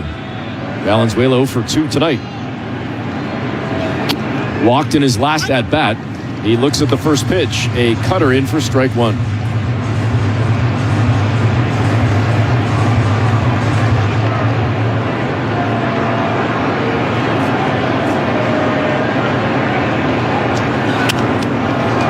And now Valenzuela pops up the 0-1 pitch, up and over the backstop.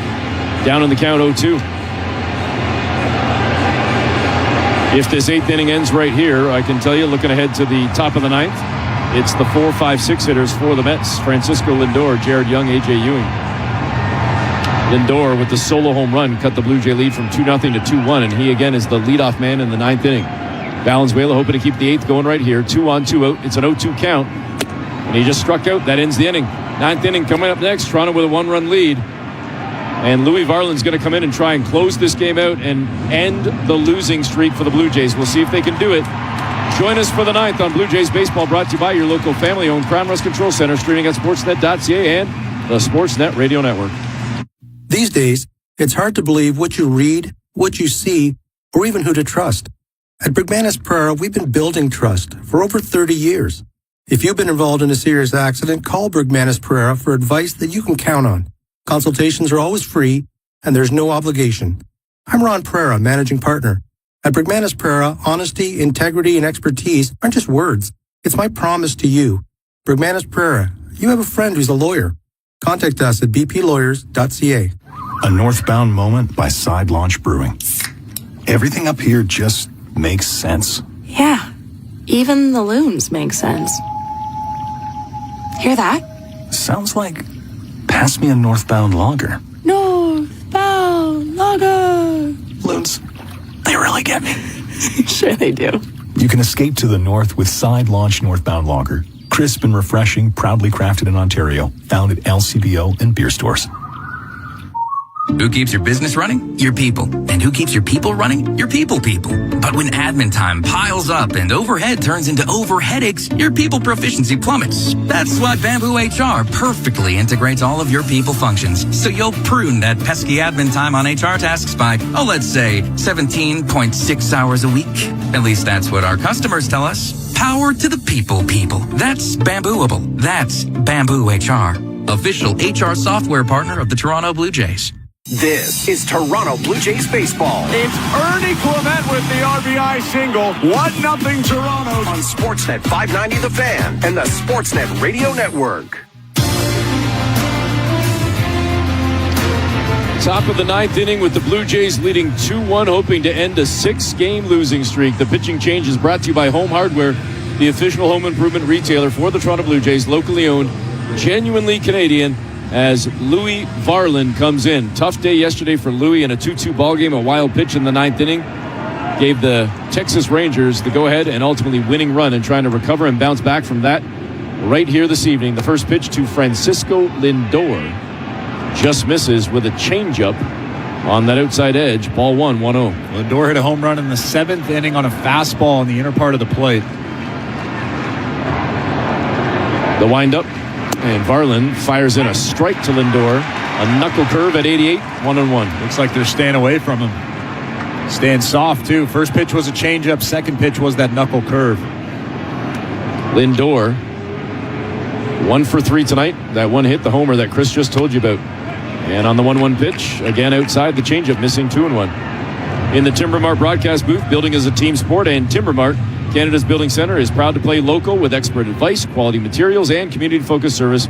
We help homeowners and pros build winning projects every day. Timbermart, locally owned, proudly Canadian. The 2-1 pitch again outside with a fastball at 99. It's up high as well. Varland down in the count, 3-1. You don't want to walk the leadoff guy, especially only up by 1 run. Outside edge in there for strike 2. It's 3-2. Francisco Lindor does have a home run in this ball game, but he's been struggling mightily for the majority of this season. Big pitch, 3-2. Fouled off. Lindor stays alive. Third base side, deep into the stands. Up and over the Blue Jay dugout. We'll do it again at 3-2. And because of that, you want to go right at him. Batting just .222 on the season.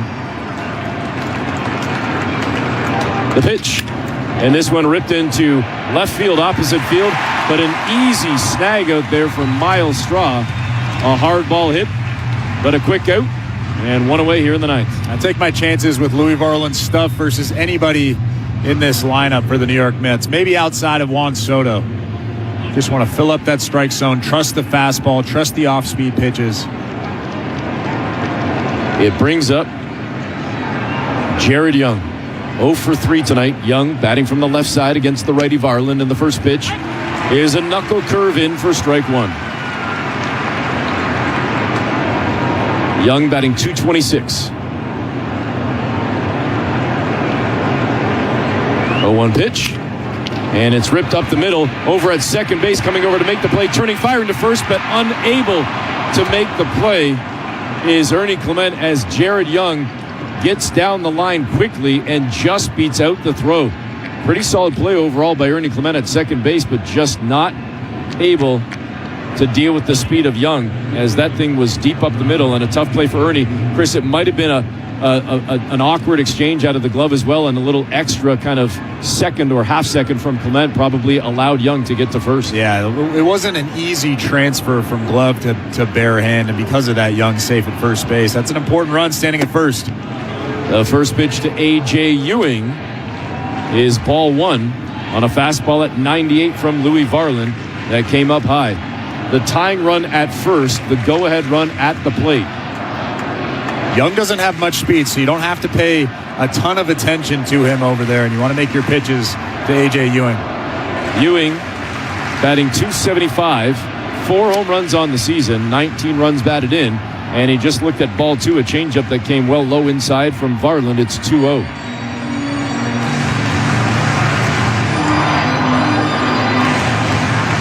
Looks like he's rushing to the plate just a little bit. Again, you have to know who's standing at first base.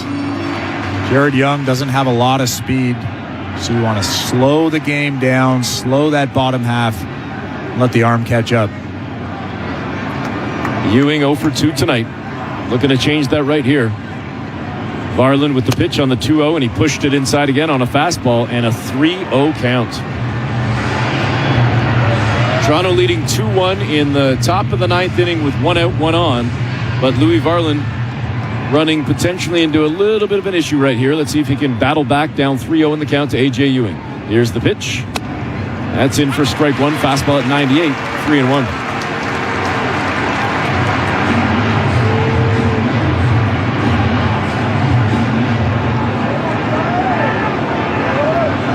Varland Glances over his shoulder at first base. Kicks and fires on the 3-1 pitch. Outside edge, a called strike 2, but tapping the helmet is Ewing, an ABS challenge brought to you by xcopper.com. Huge moment right here. Is it a strike or is it a walk? We look up at the big board and we can tell you it is a strike. That ball catching the outside edge of that strike zone. And a huge moment right here as we get to a 3-2 full count. A.J. Ewing actually tapped his helmet for the challenge and kind of shrugged his shoulders, telling everybody, I'm not really too sure about this. 3-2 pitch. Down low, Varland, the knuckle curve. Misses well low, and Ewing didn't go after it. The Mets have first and second with just one away here in the top of the 9th inning. Well, not only is the tying run standing at second base, the go-ahead run is now at first base. Pete Walker is going to come out and have a quick chat with Brandon Valenzuela and Louis Varland. Probably just instilling some confidence in him, letting him know his stuff plays. He trusts his stuff over whoever's standing in that batter's box. Mark Vientos is coming to the plate.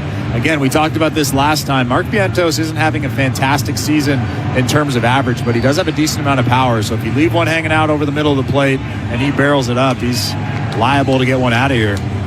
This copyrighted broadcast is presented by authority of Rogers Blue Jays Baseball Partnership and may not be reproduced or retransmitted in any form, and the accounts and descriptions of this game may not be disseminated without the express written consent of Rogers Blue Jays Baseball Partnership or the Sportsnet Radio Network. 1 out, 2 on, top 9. Blue Jays leading 2-1. The right-handed hitting DH for the Mets at the plate, Mark Vientos. Jared Young at second, A.J. Ewing at first. The pitch from Varland. Missing inside the changeup, ball 1.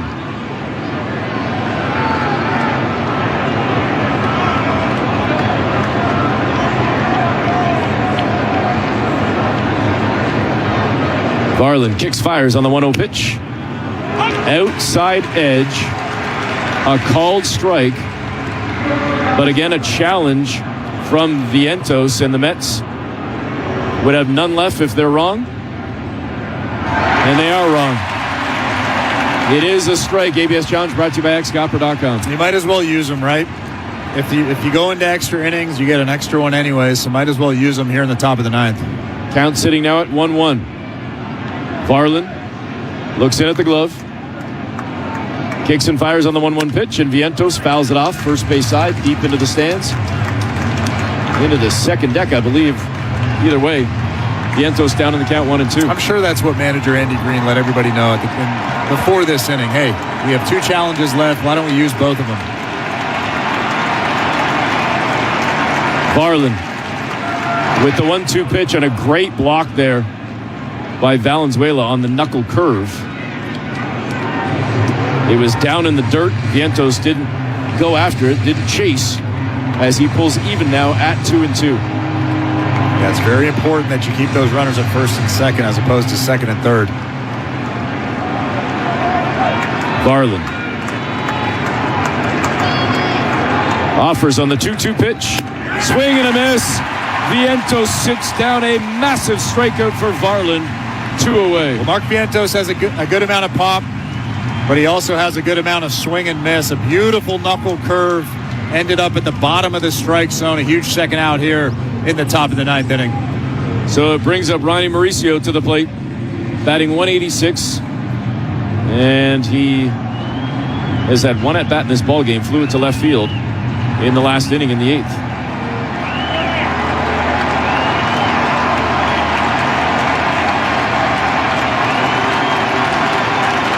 Toronto leading here in the top of the 9th inning. 2 on, 2 out for the Mets, and the first pitch from Varland is a changeup in for strike 1. 0-1.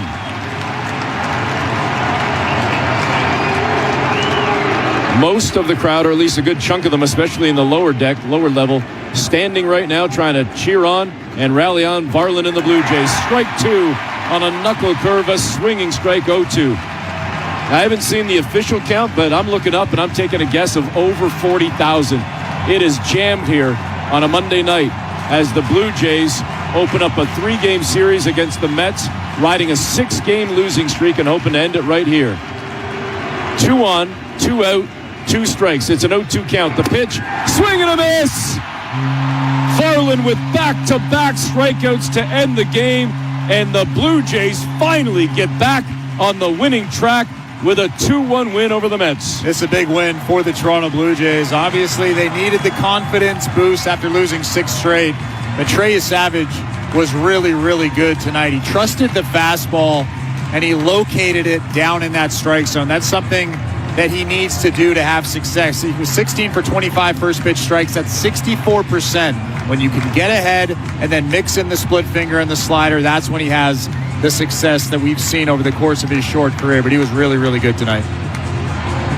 The Blue Jays with a 2-1 victory, as Toronto will at least hold serve in third place in the AL East and now try to look for a second straight victory as they get set for their second straight game against the Mets at the same time, just after 7 o'clock Eastern on Tuesday night. Again, Toronto with the 2-1 victory. We'll come back with the final stats, final comments, and thoughts before we hand it off to post-game coverage on Jays Talk, as you're listening to Blue Jays Baseball, brought to you by your local family-owned Crown Rust Control Center, streaming at sportsnet.ca and the Sportsnet Radio Network. Protect your waste and recycling equipment from costly repairs. With a custom maintenance plan, optimize your waste system performance and longevity with Metro Compactor Service. They've got you covered coast to coast with the largest service fleet in Canada. Their innovative iSmart technology can remotely diagnose, troubleshoot, and monitor equipment health in real time. For on-demand or proactive service, sales, rentals, and extended warranty,